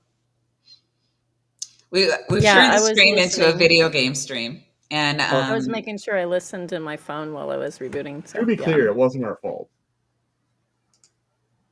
Factoria is a good game. Oh, you're a gamer. Maybe you can actually give me a cohesive explanation of what Factorio is. Sure. It's about automation and management. And there's a lot of games like that. And Factorio is a very good one. Yeah. Concise. I love it. Akin to being able to literally become the character in Grand Theft Auto that is stealing cars and running away from the bad guys. Did you hear that? Which part? And to being able to literally become the character in Grand Theft Auto that is stealing cars and running away from the bad guys. No, that's not the part. That's not the part. Hold on. So I agree with her in the sense that like you do have to leave the room if you really want to get into a game. You have to be fully invested in this game as best as you can. And if you're not, you're standing in fire, usually in a raid, and people are yelling at you. Become the character in Grand Theft Auto that is stealing cars and running away from the bad guys. So if you read the caption that's underneath Jay's delicious statement in Grand Theft Auto, that you are the character that is stealing cars and you are running away from the bad guys. Mm-hmm. You are the bad guy in Grand Theft Auto. You're not running away from the bad guys. You are the bad guy. I'm just saying, like, right? Spackle, you're a gamer. What I like about Grand Theft Auto, and I know that people have tried to get rid of this game over and over and over again. I think it's good to pretend that you're bad because we have aggressive, dark natures in all of us. I don't mean to sound like all Teal Swann on you, but we do have the capacity to kill. Every single person has the capacity to kill. I'm sorry. I know that if you think you're a wonderful, great person, I think almost everybody has the capacity to suddenly become very primal and very like, if life aligned a certain way, I think that some people would maybe forsake certain moral boundaries. And so I do think that Grand Theft Auto gives an outlet for people that are generally good people to pretend that they're bad because it gives you an outlet to do that. Like I know that sounds weird and twisted, but there's a reason why we like football. We like football and it's incredibly aggressive and it causes permanent injury to a lot of people, but it's the most popular sport in the United States because we have aggression. We're human beings that are animals. We have aggression in us and we need to put it somewhere. And so Grand Theft Auto is an outlet for sort of that sort of dark aggression that some people have. So that's my theory. I couldn't No, I've agree heard more. it. Yeah, I've heard it said. I don't know. I have thoughts, but I Or Call won't. of Duty. I Grand I Theft Auto won't. has I a lot won't. of. I won't argue with you. Oh, you The can say thing that whatever you I want. love most Yeah. about Grand Theft Auto is that it allows you to do some crazy like off-roading with a Lamborghini, which just physics won't allow, and I'm down with that. I'm here for off-roading with Lamborghini. This process of focusing physically begins before conception, and it gradually What? I don't remember that. I must have skipped that part. increases over time. When you first come into this dimension as a baby, your senses have So that's when we first come into this dimension, but it started before that. That's not technically a contradiction, for the record, because we What do could you have been mean? in another dimension. She said that the process of whatever, I can't remember what she said because, I'm a Yeah, fake yeah. scientist, Mm-hmm. starts before conception, which means that your experience, and the word you is the important part here because it's applying to a thing that does not yet exist because you haven't been conceived, because I guess the sperm and egg haven't like hooked up and had their wild tequila driven party yet. Well, no, I mean, Spirit babies. you got to remember that you are not your body.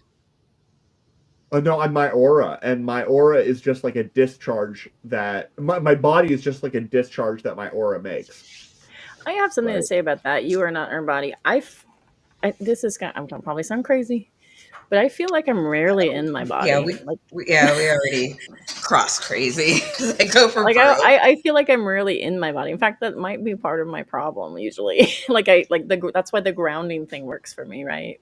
But I've always felt like I'm sort of I am me, but that's why in religion when they say, "Oh, your being is your soul," it Hmm. connects with me because I don't really feel like I'm my body. In fact, I look over like at my body at like all the different stages and I go, wow, that I used to be really skinny once. Like what happens? And but like it's because I feel like I'm sort of like, yes, it's my body's part of me, but kind of not. Like I don't know how to like and now we're into consciousness, right? Like it's a whole nother thing. And yeah, Well, yeah, you. So yeah, we're talking about the New Age community. More or less, you are your consciousness, which they call spirit. And the spirit. Oh my God, it's so long. You come into life in an agreement.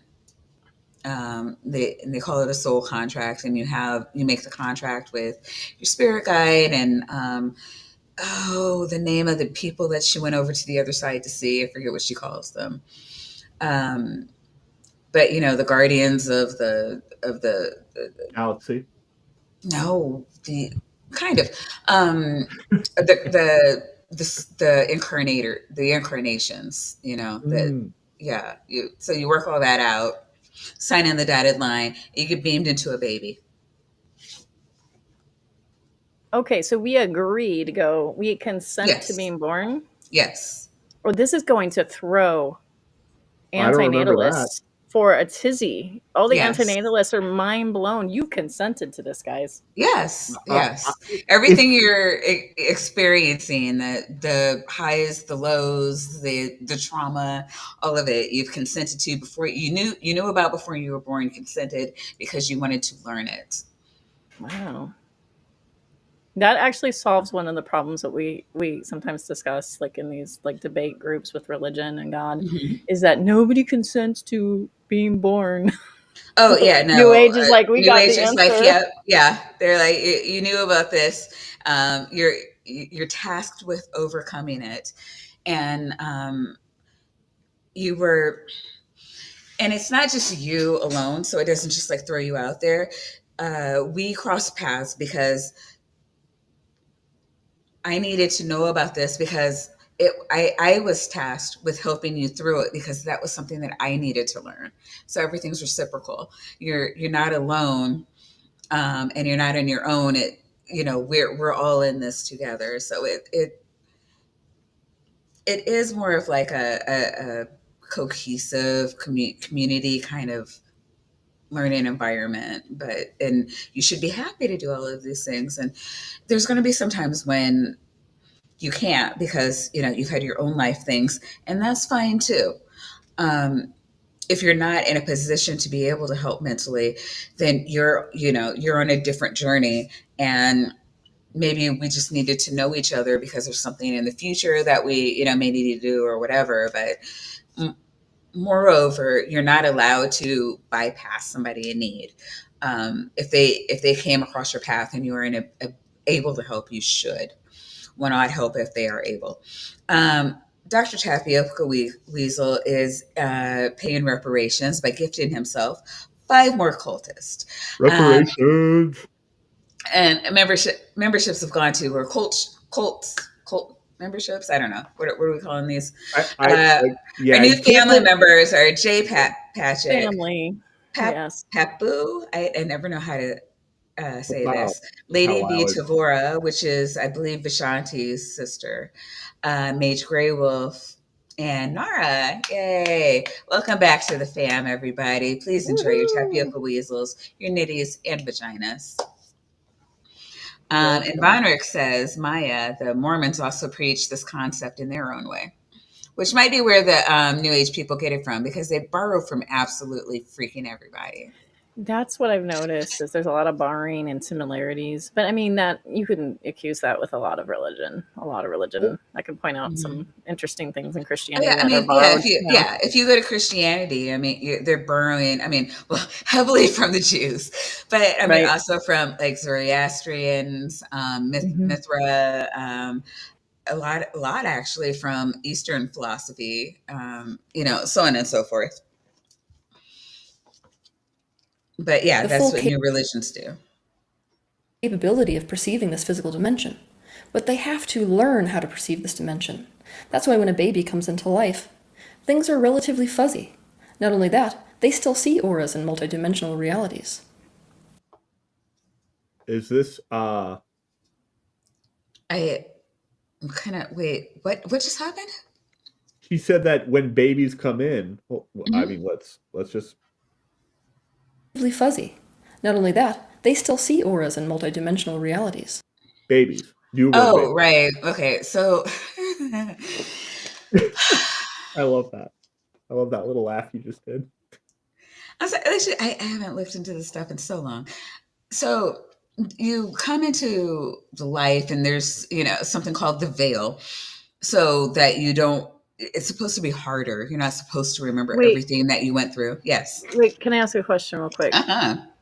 You're talking about New Age? Yeah, Okay, because because that's the what she's veil talking about. also exists in Mormonism All and spirit right. babies.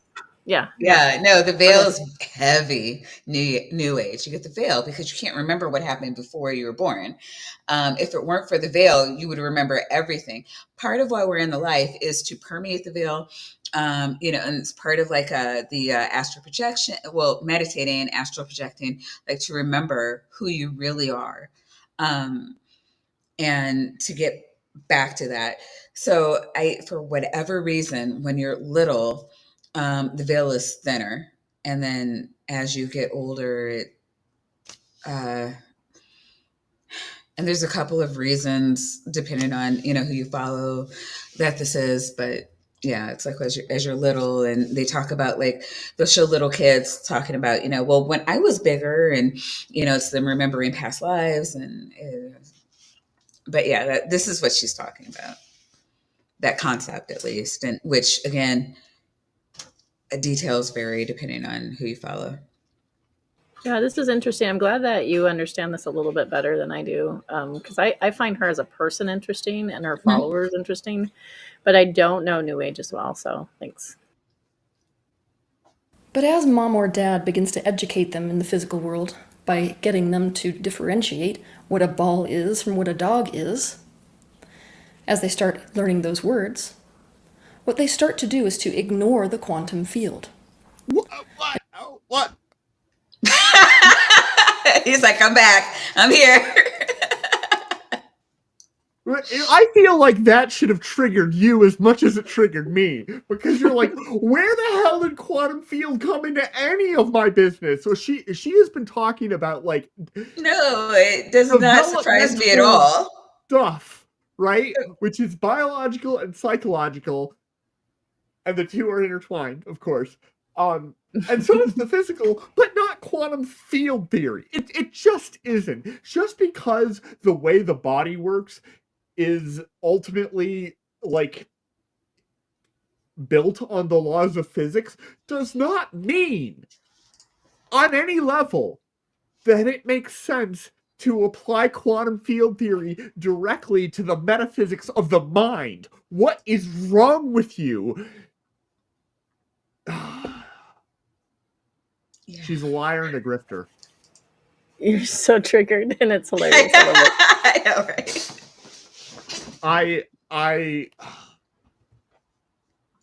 At least it's not magnets. We need a little like GIF to pop up when you have your little rants, and that would be really funny, like a little weasel or something. Oh, you know what? I tried to do something like that before, but then like the screen was black for him. Oh, bummer. I know. I don't know. I mean, if you want, we can. What I'm imagining is like a version of like the weasel emoji, which remains one of the best emojis of all time. It's amazingly clear for the size. It's seriously 10 out of 10.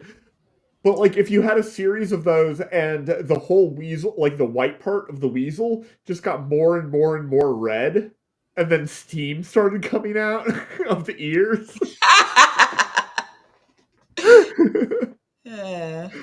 Words, the only reason that you can see this as a pen is because you are ignoring everything around this that is not the pen. I'm not though. I see you. I see the weird sun thing in the background. That's kind of cool. I see that. I see the various chats from Grayson. I see that the word "not" here is even italicized. I see a guitar pick up on the screen held by Holy Spackle. You only see that because you see the auras around me. Those are digitally added backgrounds, though. They're not auras. Why are you like this? This is when we learn to focus on that which is physical by ignoring everything else that is non-physical.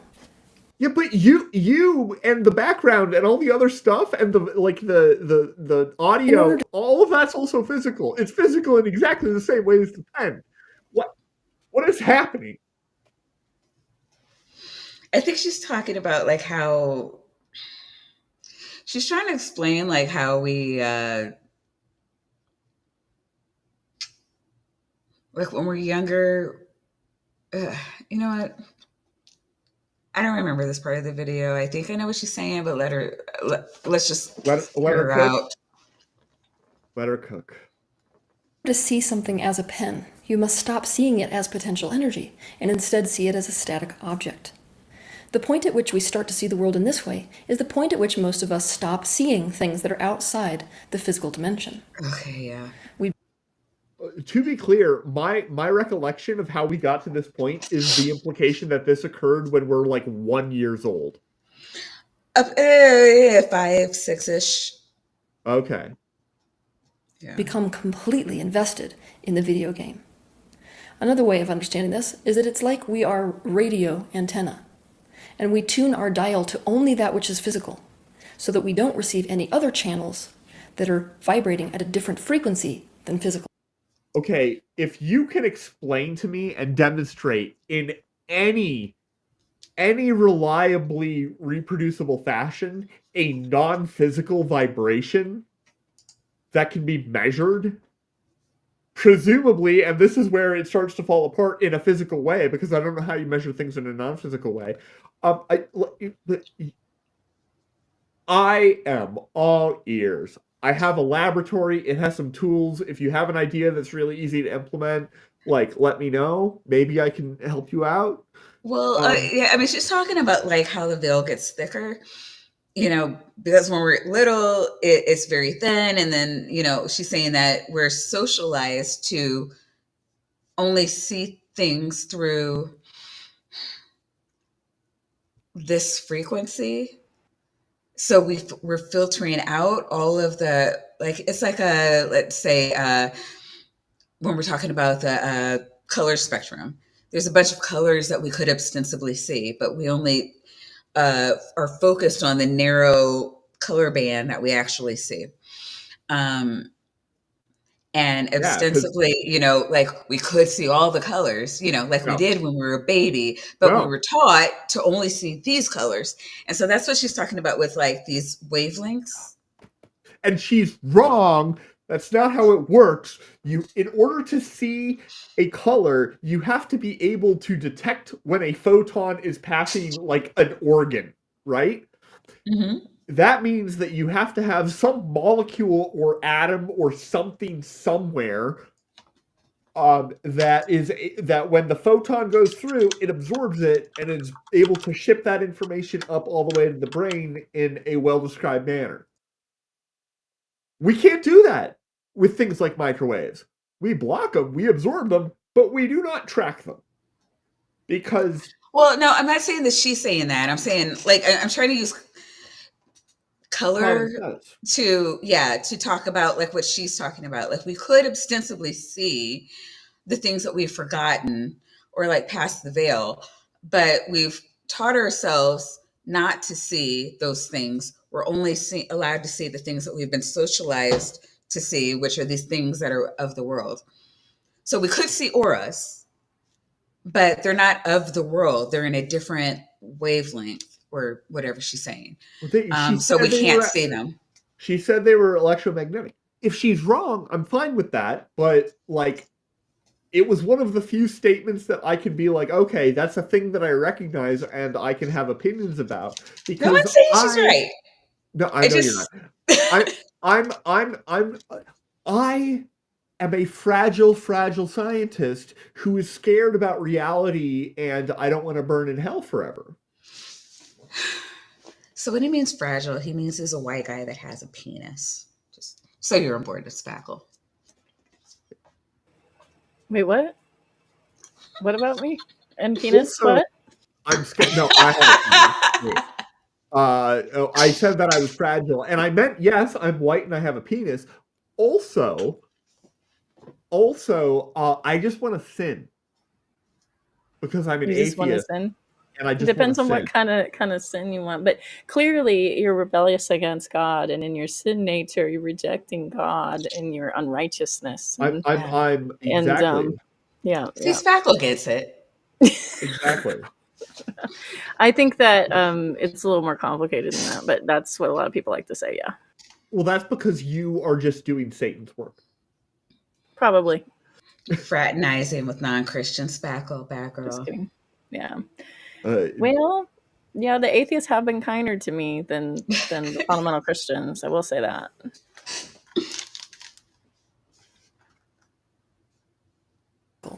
As the frequency of the physical dimension increases, and as our awareness of the multidimensional reality comes back, we begin to tune our dial so that we can receive other radio channels besides the physical, and we learn to see what we learn to ignore.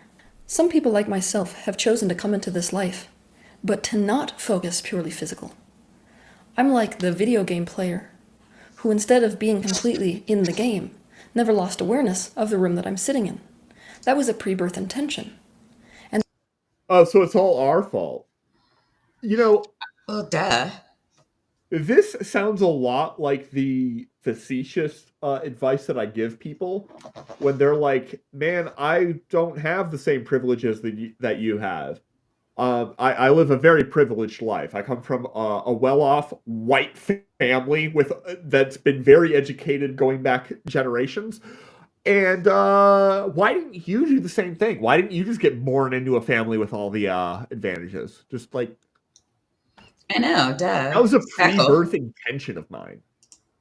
Mm. Yeah, that's a good question because if anything, like I like to point out to people that are like hardcore free will folks, and I like the idea of free will, but I had no choice in what country I ended up. I had no choice in what religion I was raised in. I had no choice in who my parents were. I had no choice in who my parents weren't because I'm adopted.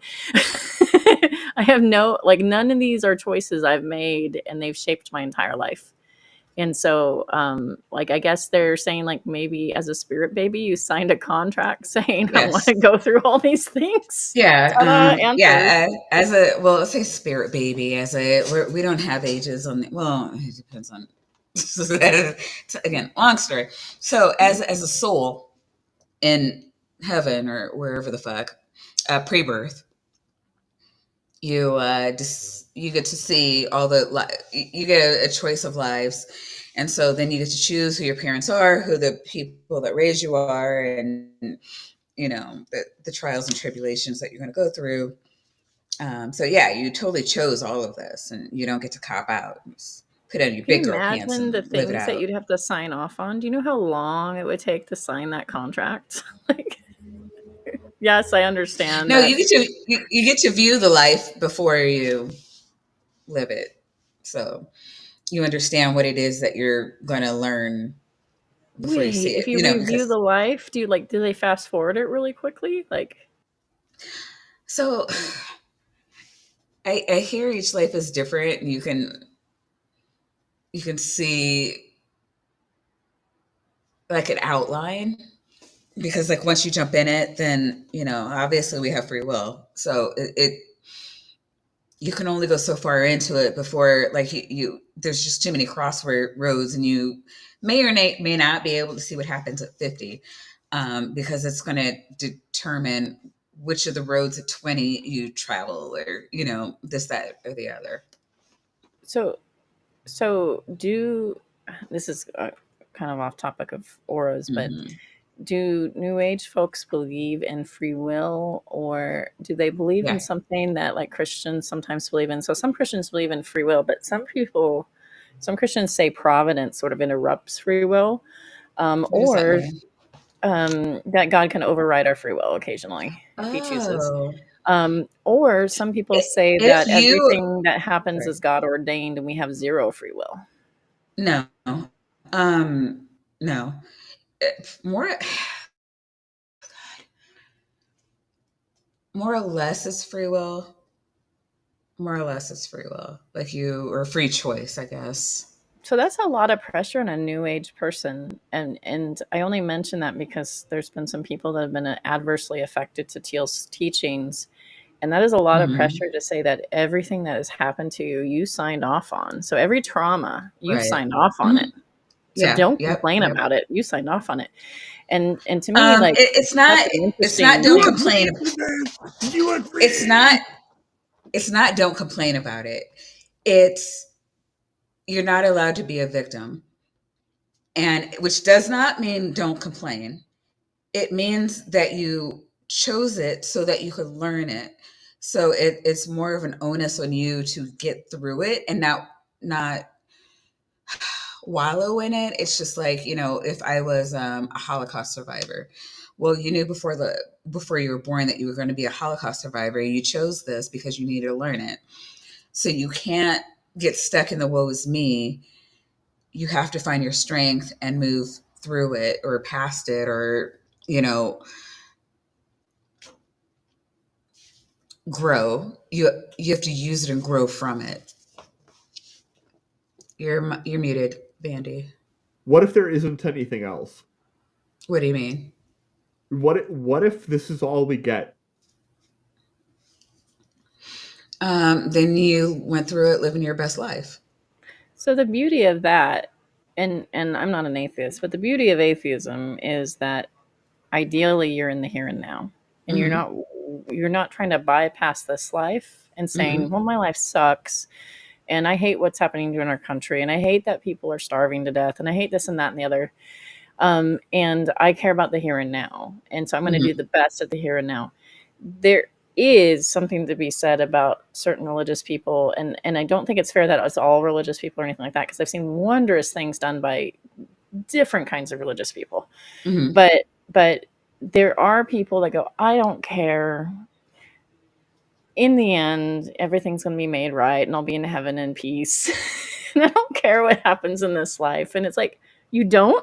Because it kind of matters. What's the point of this? And atheists are like, no, this is all we get, so you better live it up, and there is a beauty in that in a way. And I think it was Ingmar Bergman that said, oblivion is bliss. And I kind of get it. Like I don't remember what it was like before I was born. And so I figure it's going to be similar if I was an atheist, and that if that's what really is happening and it's the reality of the world, oblivion doesn't scare me like a lot of theists. I'm not scared of oblivion. I guess for me, like, purpose is more of a drive than the afterlife. So, but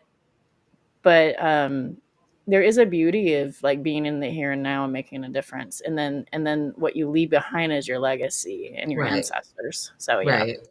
Well, yeah. And the thing is, like, you would want to make the world a better place because you have to come back into it. Right. So that's with reincarnation, right? Right. They all believe in reincarnation. Usually, I don't know of any New Agers that don't believe in reincarnation, but they're probably out there. Tapioca's fine. I feel like I've definitely heard of it. It's because I was responding to things in chat, and I don't want to. My microphone is right next to the key. It's a thing. Now, if there's anybody out there giving medical advice, like, you get a 5-minute timeout at minimum. Second time, like, you're kicked out for the rest of the stream. We don't unless you have unless you're an MD or a psychologist with a PhD. And giving information that's within your field. And honestly, even then, you're not the doctor of anyone in the chat. So shut the fuck up. Can I just say, the only person who has done anything that might remotely be considered giving medical advice has been, blessed be he, and she has been recommending that I take some of the dietary supplements that you can just get on a thing. And weirdly, she has been actually totally correct on every single one that she's so far brought up. So I think she might actually be my next door neighbor and be stalking me. Blessed be he, you're not allowed to give medical advice. Right. No, I do like Carrie Ann saying get vaccinated. That's sound advice. But we're going to stay away from all medical advice right now. And anyways. It's just sharing probiotics for no reason. Right. Nothing has gone wrong if you can't see auras. In fact, much has gone right. And now you are simply deciding to change your mind and open your awareness again to what else exists beyond the physical world. Whenever we want something that is not coming to us, we have to consider the possibility that an aspect of us doesn't actually want it to come to us. It's all your fault. Yeah. Law of There's attraction. always a positive. Yeah. It is just a lot of attraction, which she does talk about quite a bit, actually. That's basically what's going on right here. Right? There's always a positive intention. That sounds a lot like law of attraction language to me. Positive intention, a subconscious one. I'm sorry, it's multifaceted. So I'm because like you're saying that, and I'm like, man, there's just so many different ways that that gets applied, and we've already derailed enough. So Yeah, it'll have to be another stream. right. Hiding behind every negative manifestation. For example, someone might not want to actually see auras because they might fear going crazy or being seen as crazy by the groups they're around. Like Someone else might be Tapioca afraid Weasel. Yeah. that they wouldn't be able to succeed at a corporate career. Someone else might be afraid that if they see auras, they might start to see scary things too. So before you watch the rest of this video, ask yourself honestly, why might I not want to see auras? What is the subconscious positive intention I have for not seeing them? So you've done all of that. We need to talk about why we don't want to see the auras. And we need a poll. We're going to need a poll for this. Can you search inside yourself, Tapioca Weasel, and tell me why you don't want to see the aura? Because I don't want to be delusional and see things that don't exist. So just denying the truth in your self-righteousness?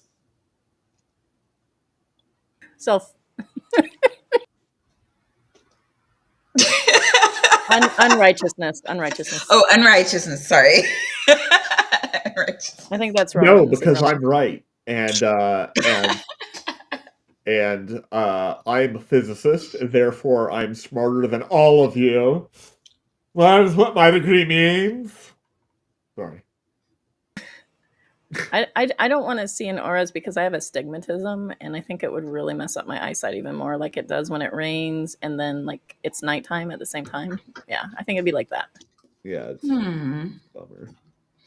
I think Spackle's aura is green and Tapioca is blue. Well, my base is green, so there's that. Hey, how do you know that? How do I know my base is green? Yeah. Because I can physically see my base. Oh. There you go. I'm just talking about the what do you call that? The green screen. Oh, okay. Yeah. Oh, yeah. So Dr. Tapioca Weasel is green too. I was wrong. Damn it. Terrible. Yep. Now let's explore how to see auras. The first step is, let's differentiate between seeing and perceiving. This might be valid, but sounds mostly non-valid. So seeing and perceiving is kind of interesting because like we omit information quite a bit when we're looking for something. Something could be actually before us and we omit that information, which is interesting. Yeah. Same. We all perceive extrasensory information in different ways. I feel like that's not true. I feel like most of us perceive it in the same way, which is that we don't perceive it. So well, even she admitted that at the beginning of the video. Yeah, so was she lying then, or is she lying now? Both. Yeah, exactly. As I said earlier, grifter.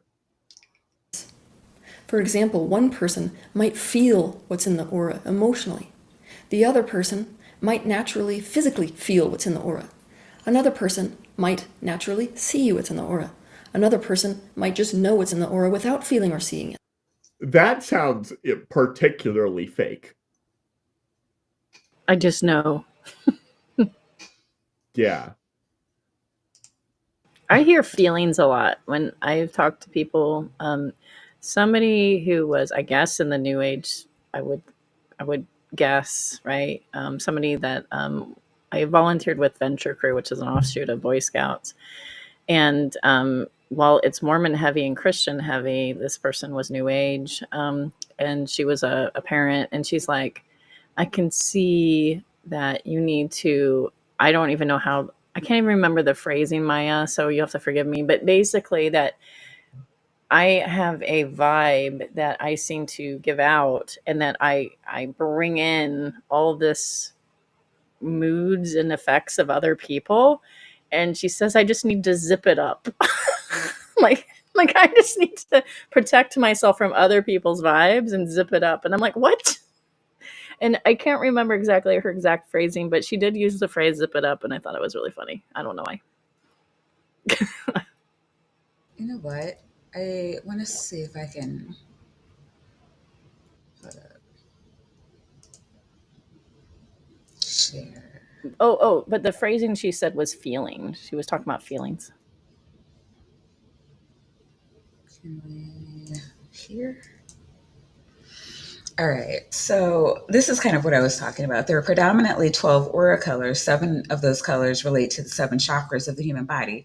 However, there are shades of primary colors that bring total numbers to more than 20. Examples of this are found in pictures taken by aura.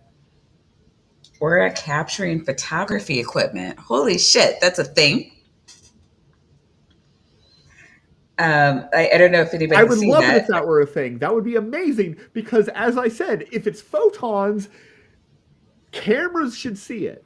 And if Let's do cameras this. should see it, It doesn't show us though. It's like not like I can click here to see how they relate to the 7 chakras, but nothing about aura capturing photography equipment. Like I would like to click that and like find the equipment because I've never. I was today years old when I found out that was a thing. I think the equipment is sort of like the movie Traffic, and when you're in San Diego, it's one color, and when you're in a different place, it's another color. Like I think it's called a filter. Mm-hmm. But no, I would actually be. I would actually like to look into that because I do have a DSLR, and if I can replicate this aura, we can get all sciencey about it. Sorry? Yeah, it is cool. So yeah, okay. So I see silver. Somebody was right. Silver is in there. I was right. Black and brown's a new one for me. And then this is saying what I was saying before, that the auras are related to the chakra system, And then it which lists is a bunch of colors. apparently still a thing. What were you saying? They said the primary. Go back up to where you just were. I just want to know what silver is because I don't know. I'm intrigued now. Silver is the color of abundance, which can mean that the person is coming into spiritual or material wealth. Wow. So can you go back up to the sentence that you were just reading? Yeah. Okay. So the Wait, primary how do I get colors, to the spiritual wealth thing? Where's that? I don't know. Sorry. Let me. The primary colors of aura readings are red, orange, yellow, green, blue, indigo, purple, pink, silver, brown, and white. That's 11. And so what makes the first 7 so special? Because silver is not on the first 7. Right. Remaining colors have no connection to the human body. That does not take away from their significance. It feels like it takes away from all of the ways that they could be significant due to their connection to the human body. Wait, the remaining colors as far as white and silver? There's 5. Well, no, like down here black, is like white, down here. It's like while the remaining 5 colors have no connection to the human body, this does not take away from their significance. Which is pink, which is really just light red. Silver, which is not so much a color, but a reflectivity. Brown, which is just dark yellow. Black, which is just black. And white, which is just white. Like, yeah, white and black are like bases, right? Yeah. Like if you want to call them colors, it's fine. They are colors in the normal sense, but they're not like other colors. No, like I said, black is usually depression or trauma. White is the absence of a color. Even in the chakra system, it's usually waiting for a color for you to assign it a color based on how you process the emotion. But I don't know. That was just kind of what's bothering me. I will say, just going to do a shameless plug right here. If you want to, one of the things that defines what a color is that you see is the wavelength. And Maya and I are going to be appearing on Saturday on Wavelength on Deep Six, and it's going to be great. Yes, we are. And I sent you a link, by the way, because they have the stream thing, so you should put it in the description. Do it. Oh, wait a minute. Stir Song is trying to help us out, I guess. Oh, that helps too. Yeah, always. Sure. Where is that? 11:40, which was 2 minutes ago. It's down here. Oh. Look up Carillion photography. It's supposed to be able to capture auras. You know what? I love the chat. That is an adorable picture. Look at how cute that remote control is. Oh my god, I love it. Also, cheers to Regios, who, where is, I hate that, like when people give memberships, that should be, sounds like a personal problem. Regios has gifted memberships 10 Tapioca Weasels to Mark Agamato 1313 Smith, John Fapiano, Stephen Walsh, hold on, Steve Walsh? If this Stephen is Walsh that knows me, do you know Robert Madewell, Big Evil, Dutchy, Peter? I don't know how to say any of that. Hey, Durante Lamar, yay! He's going to be on in a month. Express, you know what? People just get some like normal English names. It can't be going through all this shit. I will give a shout out to Jenny Morgan and D Parks because they're cool peeps.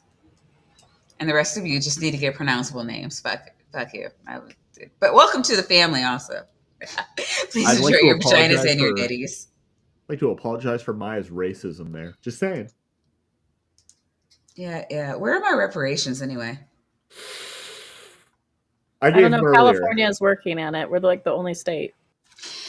Wait, Illinois. There's a county in Illinois that I think might be, but yeah. California is certainly the only state. And good luck with that. I mean, if any state. California should be the first state to do it, honestly, because you guys could be your own nation. So you have the money for it. Could be. It's crazy out here. But when you say a county in Illinois is trying to do it, it's not the city of Dalton, is it? Because if it's the city of Dalton, that's just... it's not a county, no. Yeah. Tanya Hedemeyer, like just, or whatever her name is, like just trying to enrich her. It's... No, there's an actual county. No. There's actually a county that's doing a thing, like looking into it. It's fucking midnight here. Don't make me think. I just had to do like a fuck ton of like remembering new age shit. And I sat through 2 hours of fucking Teal Swann. Don't make me think about political shit at midnight. I'm out of it. There's a county in Illinois. You guys can fucking Google it if you care that much. The important thing about political shit is you do have to read beyond the headlines if you want to understand what's actually going on, though. So that's the thing. And, good luck, because I know no one likes doing that. Well, sometimes you have to pay a subscription, and there's that, too. And there's that. Everything's behind the paywall now. I'm sorry, I'm eating chocolate because it made my brain hurt. And... all the abortion clinics are closed, so I can't have one of those to clear my mind. Because that's what everybody does that's a skeptic, is just have abortions. No, yeah, because I'm a commie little bitch. And that's what we do. There was one part of this video that I wanted to get to, because it sounds like we're wrapping up. You're the one who started talking about what's new and what's next. All right, let's all right. Maya, I'm the worst at everything that I do all the time, constantly, forever. Blessed be he was saying that. Yeah. I mean, she's a wise woman. Are relaxed. Now, without shifting your focus, without actually moving your eyes, you want to shift your awareness and your attention to what is in the periphery of your vision, to what is not in focus. The scientific theory about why this works is that because of the shape of your eyes, you can see a different spectrum of light with the periphery of your vision than you can in your straight line of vision. Is this sort of like when you look at those 3D paintings and you go, I don't see anything, but if you squint really hard, you see the face of Jesus? No, you're thinking Never in about my life toast. have I ever seen one of those. When you have to like do the cross-eyed thing. The problem is for me when I go cross-eyed, they don't just go like this; they go like this, and it's really weird because when They they're switch sides completely. no, they tilt. You They get tilt. angry They eyes. don't. Yeah. Like right now, I'm crossing my eyes and I'm seeing two versions of the screen, and they're at angles to each other. For most people, I feel like they just are parallel. Oh, okay. Her instructions induce retinal fatigue, so you start seeing halos around things. Oh, that makes Exactly. It's complete nonsense. they're And like, I see also, it. Oh my god. I am That unaware is of anything hilarious. saying that the edge of your eye sees more colors than the center of your eyes. If anything, it's the opposite. I didn't understand what she was saying. I was like it gets blurry. Is that what she's talking about? You That makes sense. it is That is definitely hilarious, though. true. It is definitely true that you have a much higher density and sort of like variety of rods and cones at the Hmm. very center of your field of vision because Sure, that's that's where the they are. important bit. um, and like on the peripheries, even though like when you pay attention right now to your peripheral vision, you Hmm. probably can see or perceive in some way a lot of details you couldn't read something there. But you can be like, oh, I can see this detail in the lamp over there. I can tell that there is an outline and a sort of thing. The only reason you know that though is because you already knew that, and your retina has like the occasional cell that's like, oh yeah, no, that still makes sense. It's all I right. have something to say. I just tried that, Uh-huh. and there's a light in the corner, right? So I'm like, Hmm. I'll like look straight and then see the peripheral, right? Okay. And now I see floating colors. What is that? Well, that's also a real thing. Like you Yeah, can no, see really. if you stare at a red object on a white background, like a bright red object on a bright white background, everything's well lit. And you just stare at it for a minute, and then you move and stare at just a completely blank white background, you're gonna see a Yeah. really funky looking like vibrant green, and it's gonna be a sort of weird version of green that you've like there's not a paint that looks like that because it's a mental construction that doesn't actually correspond to anything physical. So it's kind of funky. It All kind of right. reminds Well. me of if someone shines a bright flashlight in your eye and Mhm. then it take it away, and then sometimes you'll see floating colors or like black spots, things like that. Like it kind of reminds me of that. All right. For $10, Stephen Walsh says, "Mungo hungo." I don't know. Please accept our verbal fellatio, though. Oh, we love $10 super chats. Um, I'm sorry. Was there anything else that you wanted us to look at before? Me? Yeah. No, I mean, no. Okay, cool. Um, the Holy Spackle. Okay, so I don't know if you ever like watch us this late in the day. So normally what we say is who are you, where are you, and what do you have coming up this week? Who are you is just like your name, where can we find you, and like, YouTube, Twitter, the things. Where do you hang out when you're, not streaming? Well, when you're streaming and when you're not streaming, and do you have anything coming up anytime soon? Who am I? What am I? Who are you? Where are you? And what do you have coming up this month? Like physically, where am I? Or You're my really bad at the chakra, whole streamer things. Your or my chakras. chakra. Where are your chakras? Yeah, where's the home of your chakras? All right, what's your name? We'll walk you Uh, through this. so not my name's Holy Spackle, but I you can find my channel by looking up Holy Spackle, and I originally started talking about religion, and actually was in the debate communities, because I found the debate between Christians and atheists, particularly, but there's other folks in between. But the most outspoken are atheists and Christians. Interesting, and that was some years ago. And then it sort of morphed into weirdo watching because I don't know. I was friends with drag, and there's just so many weirdos. It just sort of kind of happened.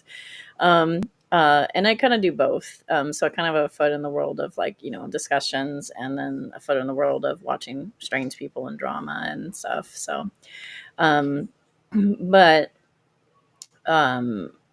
if you ask me what my favorite thing is actually having conversations like this. So it is my favorite thing.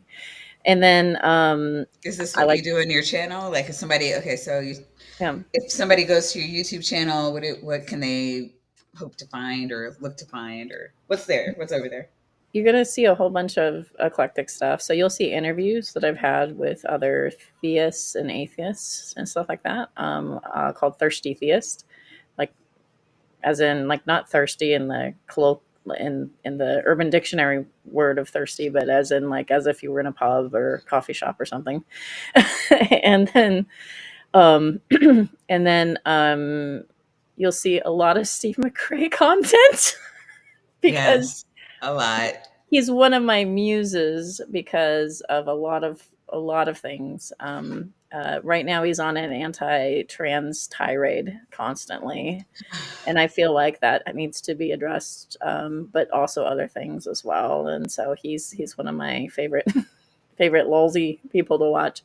But there's a few others. And I make shorts and stuff like that, and I don't take myself very seriously. Um, but I like to have fun, and I like to hear about how people work and how they see the world, and it kind of helps challenge me and how I see the world. And so I like to compare roadmaps. I'm interested in philosophy. I'm not an expert in philosophy. If you want an expert, go to Steve McRae. Just kidding. Well, I mean, if you want to know if you're a real atheist, yeah. Right. And if Hold you're on, not, but yeah, so I kind of dabble in a lot of different things. It's not for everybody. I usually will offend somebody along the way at some point, and that's okay too. So I'm Cool in among us. California, and so I like to hear from conservatives that my state's going to go fall into the ocean, and they can't wait. Um, and I don't feel oppressed by Gavin Newsom, despite what people say. I don't really feel oppressed by him particularly, but a lot of people think that. Um, Let me see. Why does Holly look like she has no arms? Oh, it's because it's how because I'm using a virtual background and it likes to omit things depending on what angle I'm at. That's why. I do have my arms. Yeah, so. And I like to play bass and guitar and stuff and things, and I play video games. Yeah. I think a lot of people. Purple said she stopped watching McRae a long time ago. I don't know. I found so many of my friends I found through watching McRae, and Mhm. once he became a Lil's cow, it was you know what, my actual the whole warden thing was my last straw. Yeah, David O'Warden was something that my friend Fiona highlighted quite a bit. That he Yeah. intentionally platformed a Blinkist um, as a guest, and when people highlighted, no, like he's convicted, and then also he's got another thing in his works with his own daughter, and Steve didn't care. He just doubled down over and over and over and over again, and he assumed that it was his detractors that he had a falling out with, like me or drag, and it wasn't. It was actually people from the auditing community that was saying, the police auditing community, that was saying like, no, he's a bad dude, don't have him on. And Steve just was doubling down and said, I believe him.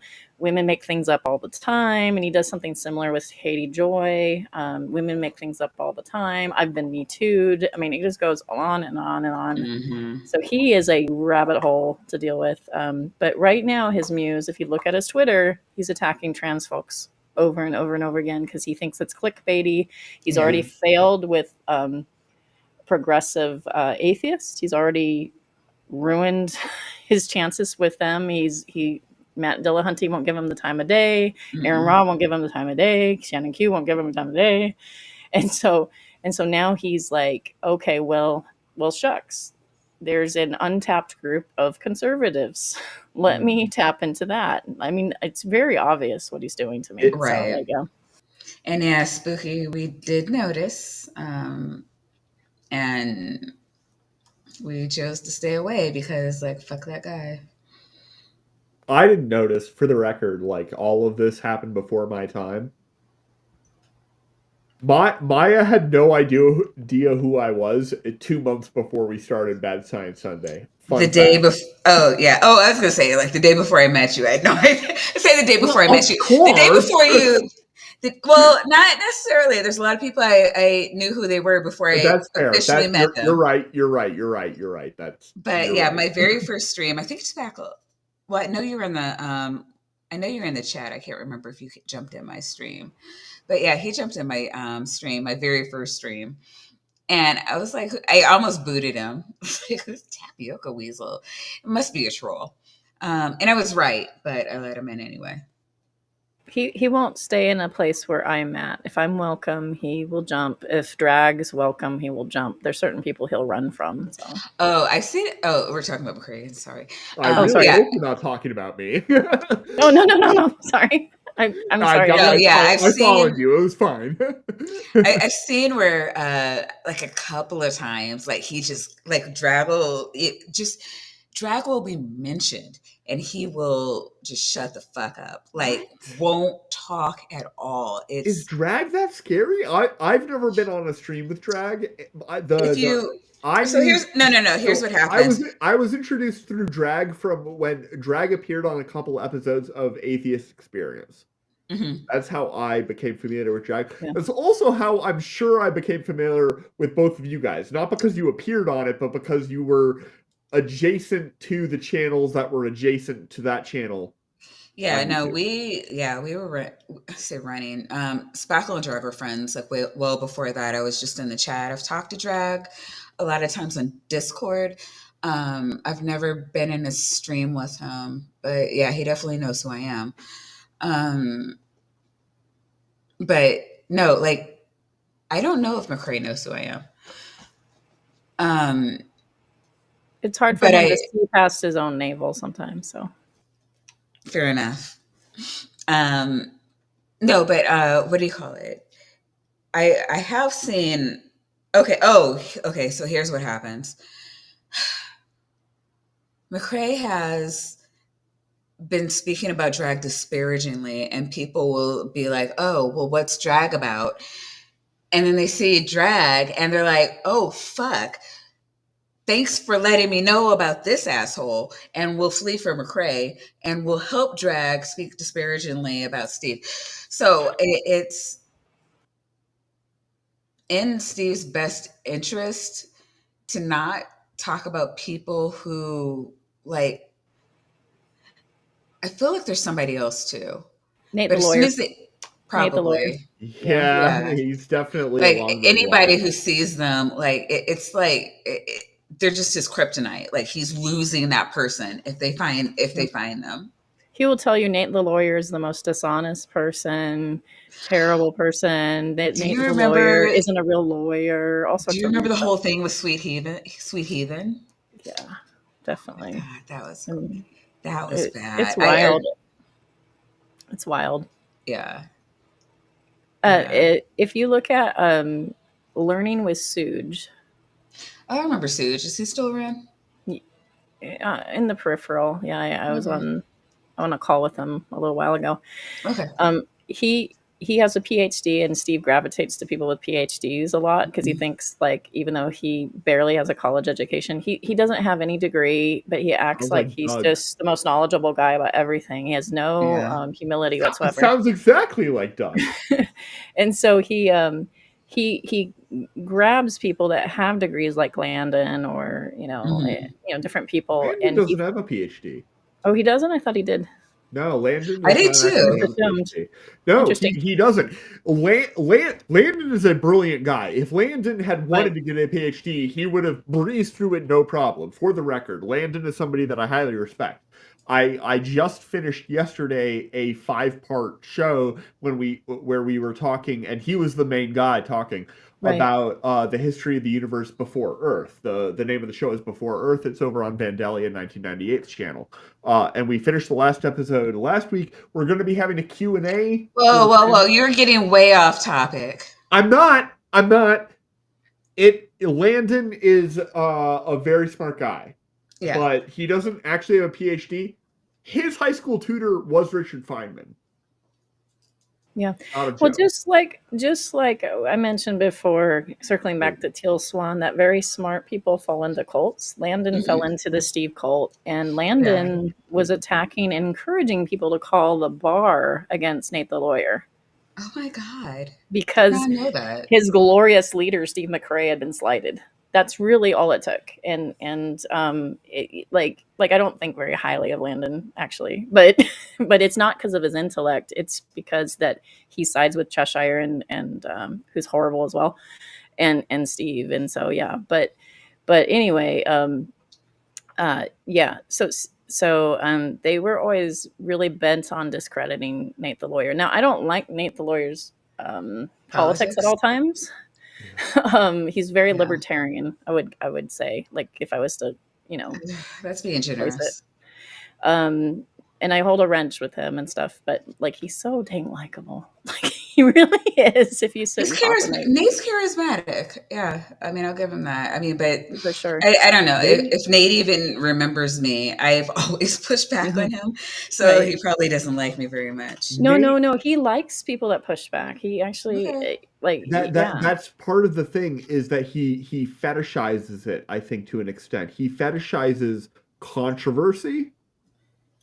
I think this is a problem that a lot of people have. It's more common with your classical white moderate, but I think that's the sense that I get from Nate the lawyer, is that he falls victim to a lot of the same sort of things that your classical white moderate sort of falls into, where they're just asking questions, and like, why can't you just use your common sense? And why do you have to make everything into this bigger other thing, even when it's obviously part of a bigger other thing? So according to, I don't even know where to put Nate, because according to Drag, Nate's just doing this for clicks.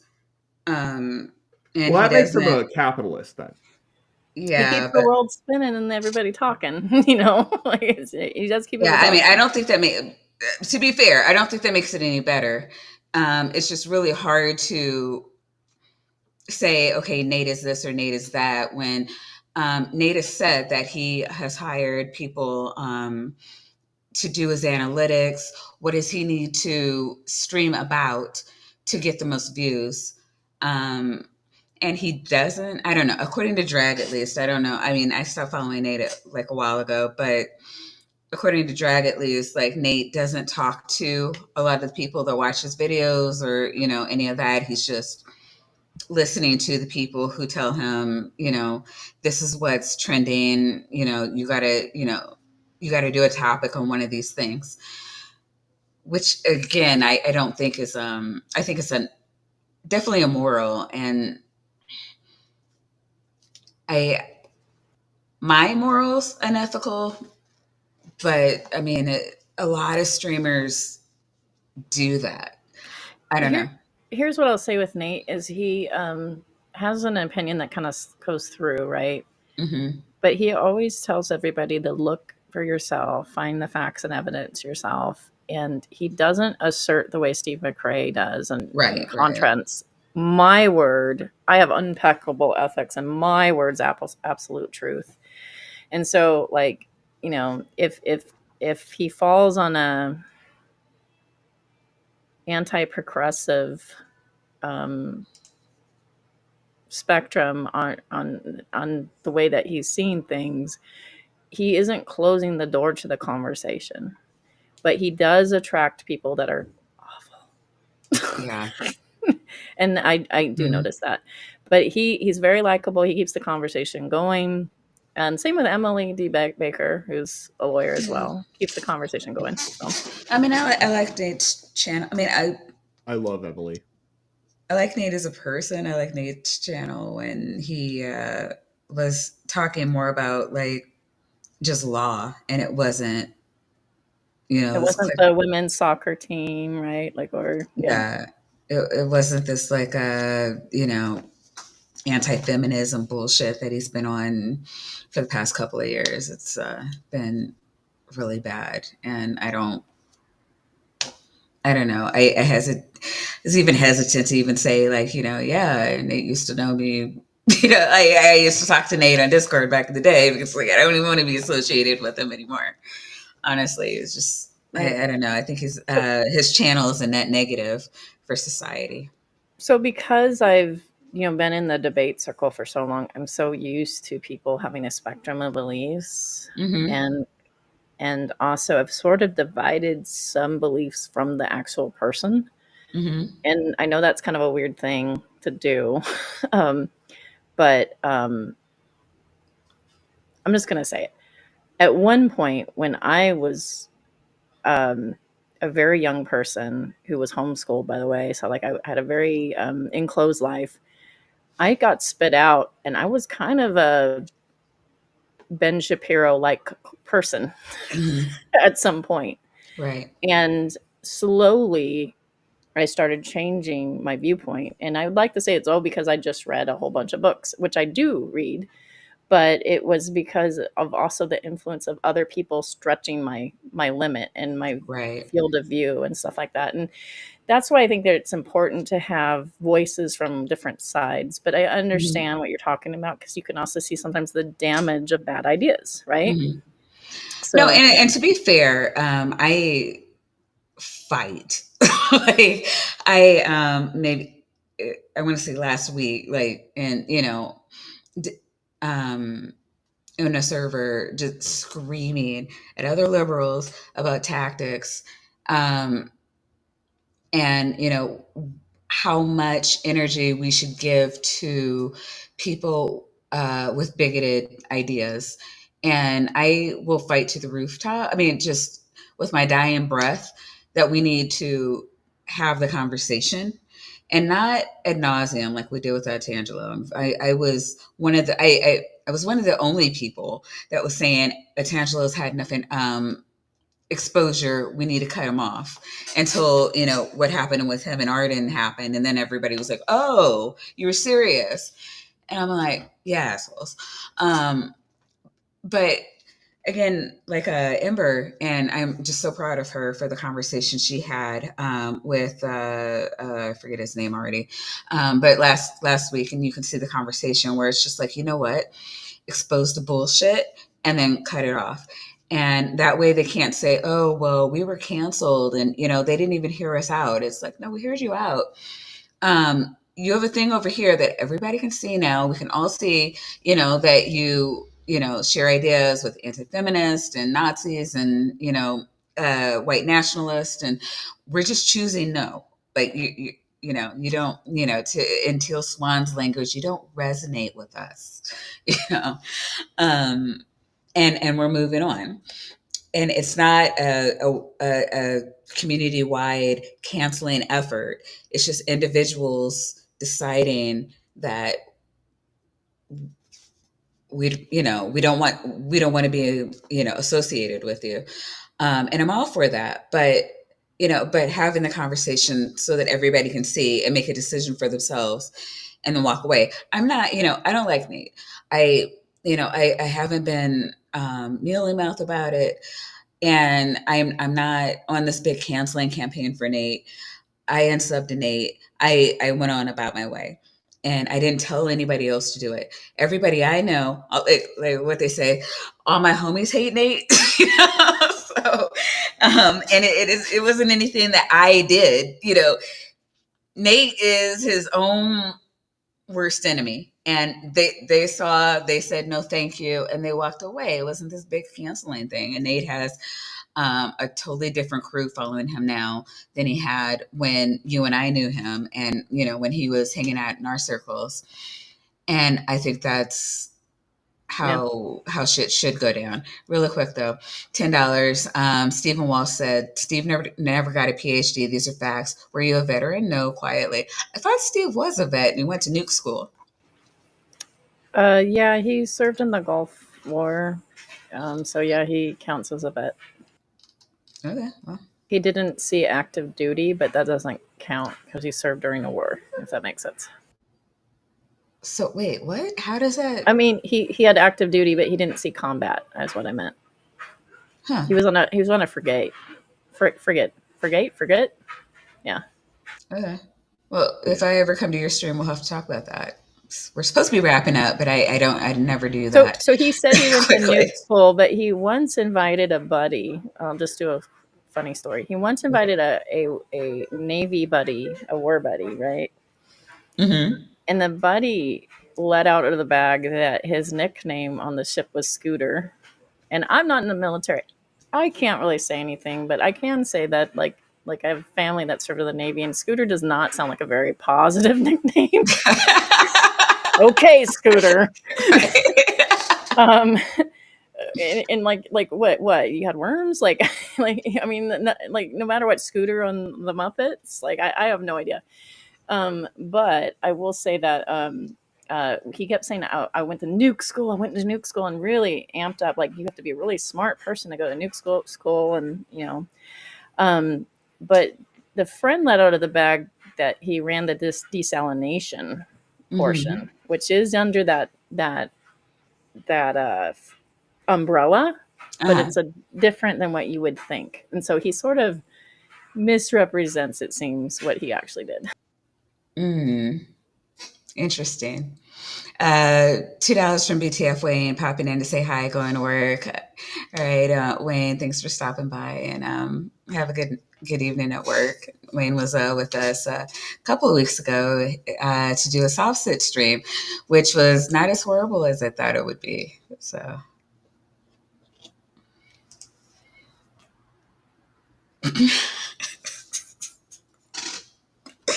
I also have I don't know if you guys saw, I have a video, and it was kind of ripped off of Stephanie Helm's stream, where Titan talks about Steve McRae, Agrippa, and his bummed up placa. There's a song that Real Entertainment News, that's his name, made up about Steve, and he was just sort of ab-limbing. And then T-Spiracy, that's her name, also AZ or T-Spiracy. She, I don't know what you describe her. She watches also drama, pretty much. But she was like, she played it and refined it a little bit, but it basically goes, Steve McRae is a punk ass motherfucker. It's so funny. Yeah. It's funny. So yeah, I don't know if we ever do that. So one of the videos that I bypassed was Teal Swann saying that she wanted to be a death counselor, and I didn't think it was appropriate for my channel, but I don't know. This woman is dangerous. Yeah, I love to attack depressing subjects because I'm emo as shit. So if you want to join me, it's right up Spackle's alley, and I'd love to join you if you want to do that. But yeah, I would just put a trigger warning for something like that, because if you are prone to suicide or if that's a triggering thing, you do not want to see that. But it is very it was a Teal Swann expose is like a way to warn people, like, this is what she's about, because I think most people will watch like what we just went through here and think, oh, okay, yeah, I can listen to this and go look at auras, and you don't see all the stuff that she does that's really, because it is like a bunch of snippets, like where she'll say something here and she'll say something there, and then when you see it all together, it's just like, holy shit, this girl is psychotic. And kind of but this is stuff that Spackle, that is think those are things that Spackle does on the channel, but also like where we're just kind of ripping on Steve McRae and Nate the Lawyer. Like also things that Spackle does on her channel. Right. I do all sorts of things that are unsocially acceptable. So yeah. But you also done because like I've been on you too, where it's like, you know, maybe Shani should be off the table, and you were like, yeah, fuck that. Well, I took her off eventually because I felt like Thank she you. can't get any lower, right? So I'm sorry, I didn't mean to interrupt you. No, yeah. I think you've done Red's Rhetoric a number of times. Reds is another one who is atheist debunker, flat earther community, but he's abusive. He's worse than McRae. Yeah.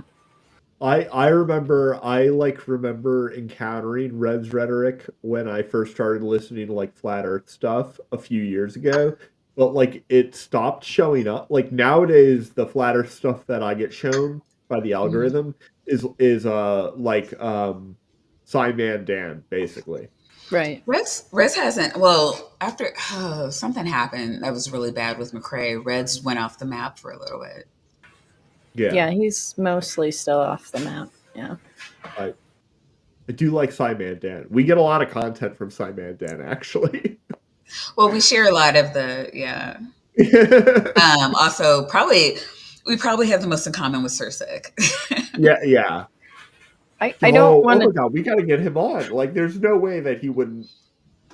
He's 100,000 people. Like, I wouldn't even. Holy shit! Like, I don't even know how to like fix my mouth to ask for that. Maya, that's because you're not white and privileged. I'm white and privileged. I got this. Oh, so, you also have the name and the PhD behind your name. So yeah, and I got lasers that I fire a lot. It's on my shirt. I think eventually his PhD is going to rub off on me and give me credibility. So I'm gonna. I'm just kidding. I'm not. See, all I have to do is start a fake university, and then just do it. Or like, you know what? We don't even have to do that. We can just start lying. Just lie and lie a lot, and then you can be like Kent Hovind. And then you can tell everybody that you're astronomically ethical, because that's what really honest people do, is they say, I'm astronomically ethical. You can trust me. Like all the time. Oh yeah. Do you want to, okay, let's do this real quick. For $10, Stephen Walsh says, whoops, I did not mean to do that. Steve's a tough name. Trust me, religiously? I don't know.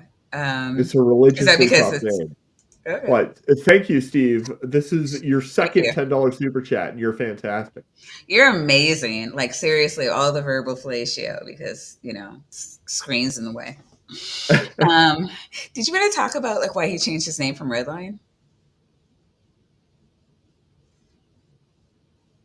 Well, when we were asking what he meant by Redline, why was Redline a thing? People were conflating about like the process of redlining and politically, and I guess like with schools and stuff like that, setting up basically a white centric, class centric area, and I legitimately can't remember the correct origin of that term.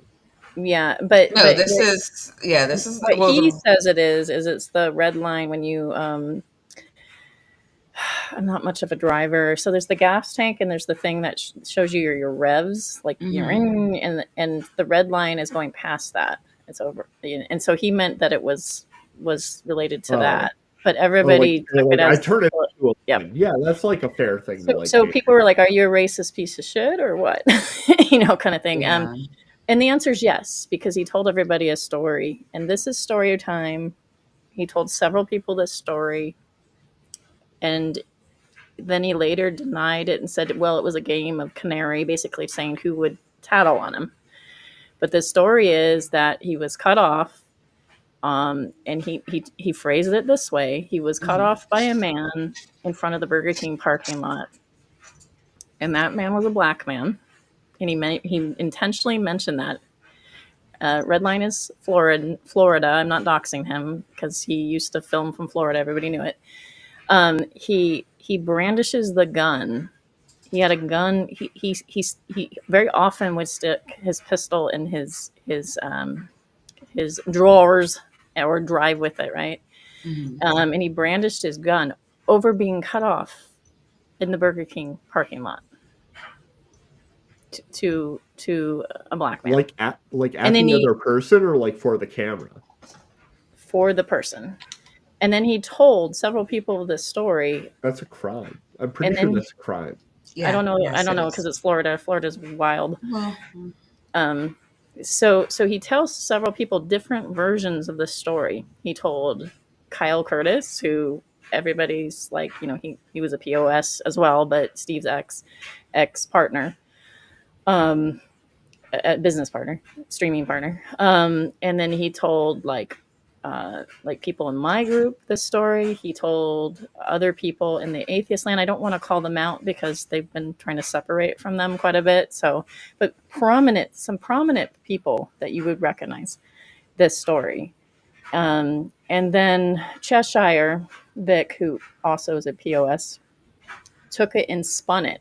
So once that story got out and people were like, oh my gosh, so like the Burger King parking lot, and we would like put it in our things, and we would just make fun of them, because what else do you do except make fun of a racist prick, right? right. Either that or ignore him. He then said that it didn't really happen, and he was just trying to see who his real friends were and who would tell the story that he told privately, and just kind of blew it off. And then Cheshire helped make fun of it and then turn the story. This is what they always do. They turn the story, or they take the phrase and they try to spin it on the other person. And Cheshire did that all the time. That's what she was good at. And so she then turned to, there's no Burger King in jail, Kyle Curtis. Oh my God. And they repurposed the Burger King meme. Just like they repurposed McCrazy. We used to say like some of his culty members were McCrazies. They took the title and they called anybody that was a detractor McCrazy. So yeah, and that this is so kind of funny watching how people twist and turn and move things around. Now Cheshire and Steve are against each other. Guess what? There's another lawsuit happening. Really? Yeah. So. Okay, real quick before you go there, I just want to acknowledge Stephen Walsh, who says for $10. And yeah, wow, thank you so much, Stephen. Taco meter is the RPM meter, and I have no idea what that means. But do you know what that means? I don't know.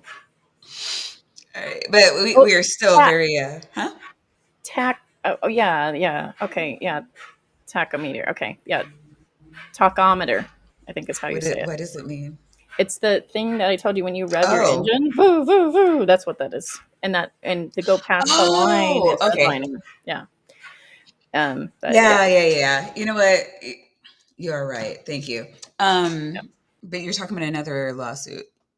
Oh, I'm sorry. I misspoke. I said lawsuit. There's another court action where a woman was internet bullied quite a bit. And she has pulled Steve's best defenders, basically Cheshire's replacements. We like to call them Steve's sister wives because it's funny because he's ex-Mormon. Sorry if you're LDS. Pulled them into the court for TROs and things like that. And so, it's a big old drama and stuff. And it's ridiculous. And Steve settled right away and just folded. Okay, I'll stop talking about you. But he left his sister wives to fight the good fight all alone. And it's actually worse for them. So, yeah, it's weird. Oh, God.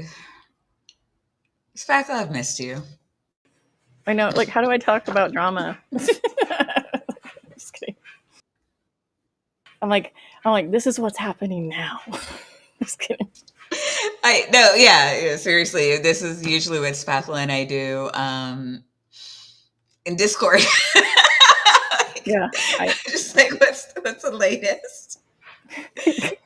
We all have our favorite weirdos to watch, I think. Like some people like to watch flat earthers, some people like to watch Chanting for Christ, like, and I have a couple of muses as well. And one of them is one of his sister wives. I think she's absolutely ridiculous. She's so twisted. Which one?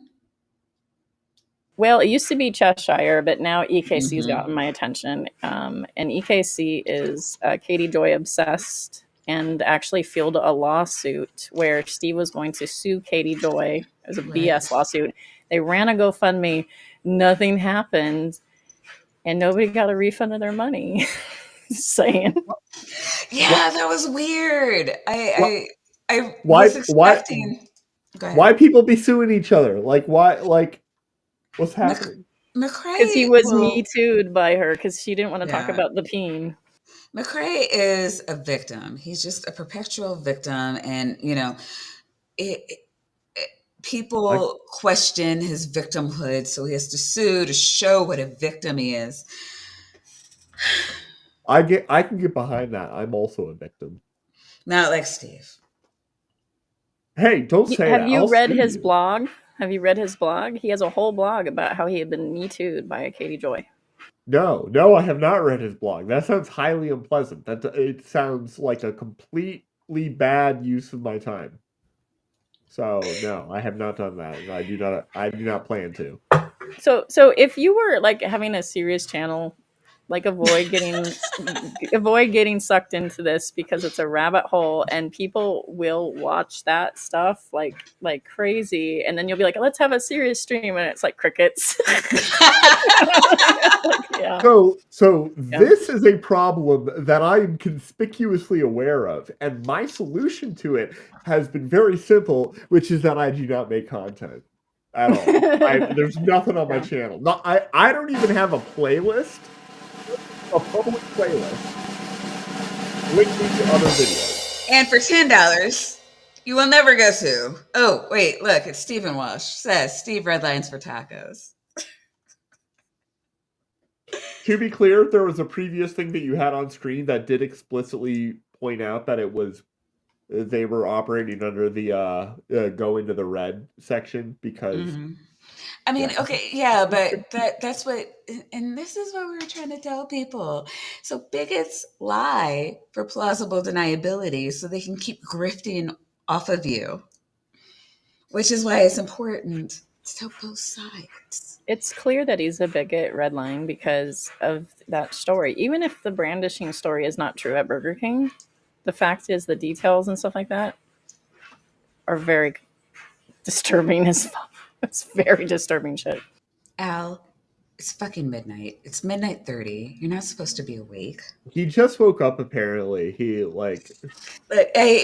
Al was, I think yesterday he was saying, it's like, I have to turn off Bad Science Sunday because I'll watch it and not go to sleep. But like, I can't have it on and sleep. And so then he wakes up in the middle of the night and he turns it on, and lo and behold, you can't, no, we're in the middle of drama. It's drama 30. So, you're not going back. Well, I don't know. For the exception of maybe you have no idea who the fuck we're talking about. It's just, that's not gonna be actually better. A fair point, because Al is newer to the scene than I am, and I'm just sitting here kind of in the background letting you guys serve tea, and I like tea. So I have to say something to producer Wes here. Yeah, and I'm really like a little streamer. I'm only talking about this because I'm in good company. Like, these people are hated by a lot of people. But if we were talking about people that were iffy, I wouldn't come for Katie Joy's neck. You're she's a better problematic woman than I am. She's I can't. Yeah, I can't I don't know. I can't. Okay, so when I found Katie Joy, she was, I think Kyle was showing her off on Sundays, and I never watched Sundays. Silly Juice. Yeah, and I thought it was boring, so I never really followed her. But at that time, she had maybe 3,000 or 4,000 subs. So she's so super tiny.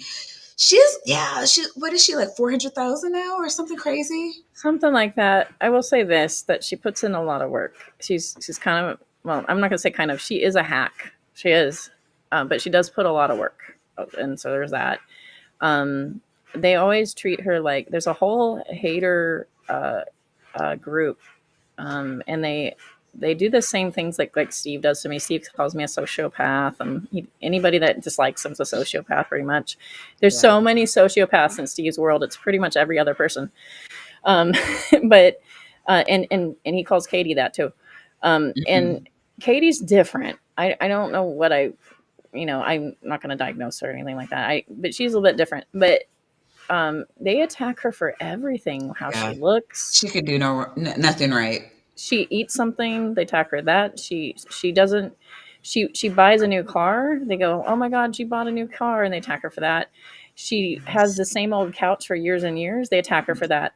Like, it doesn't matter what she does. They're going to attack her. They say that basically she Munchausen's and like her own kid.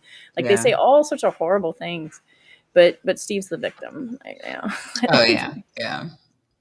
But again, $10, Native Atheist. Here's another 10th super chat for you. Thank you so much, Native. We appreciate you so much. Right. All right, but we are hitting up on 3 minutes. 2 minutes. Thank you so much for coming by. 3 minutes. 3 minutes. 3 hours. God, I'm sorry. I'm tired. It's been 3 hours. Yeah, it's late for you, for sure. And whose fault is that, Maya? Yours. Yeah, it is. You're damn right. Thank you. Maya, Dr. you signed at your service. You signed off on this when you were a spirit. Oh, right. The 3 hour super chat on 5/20, 2024.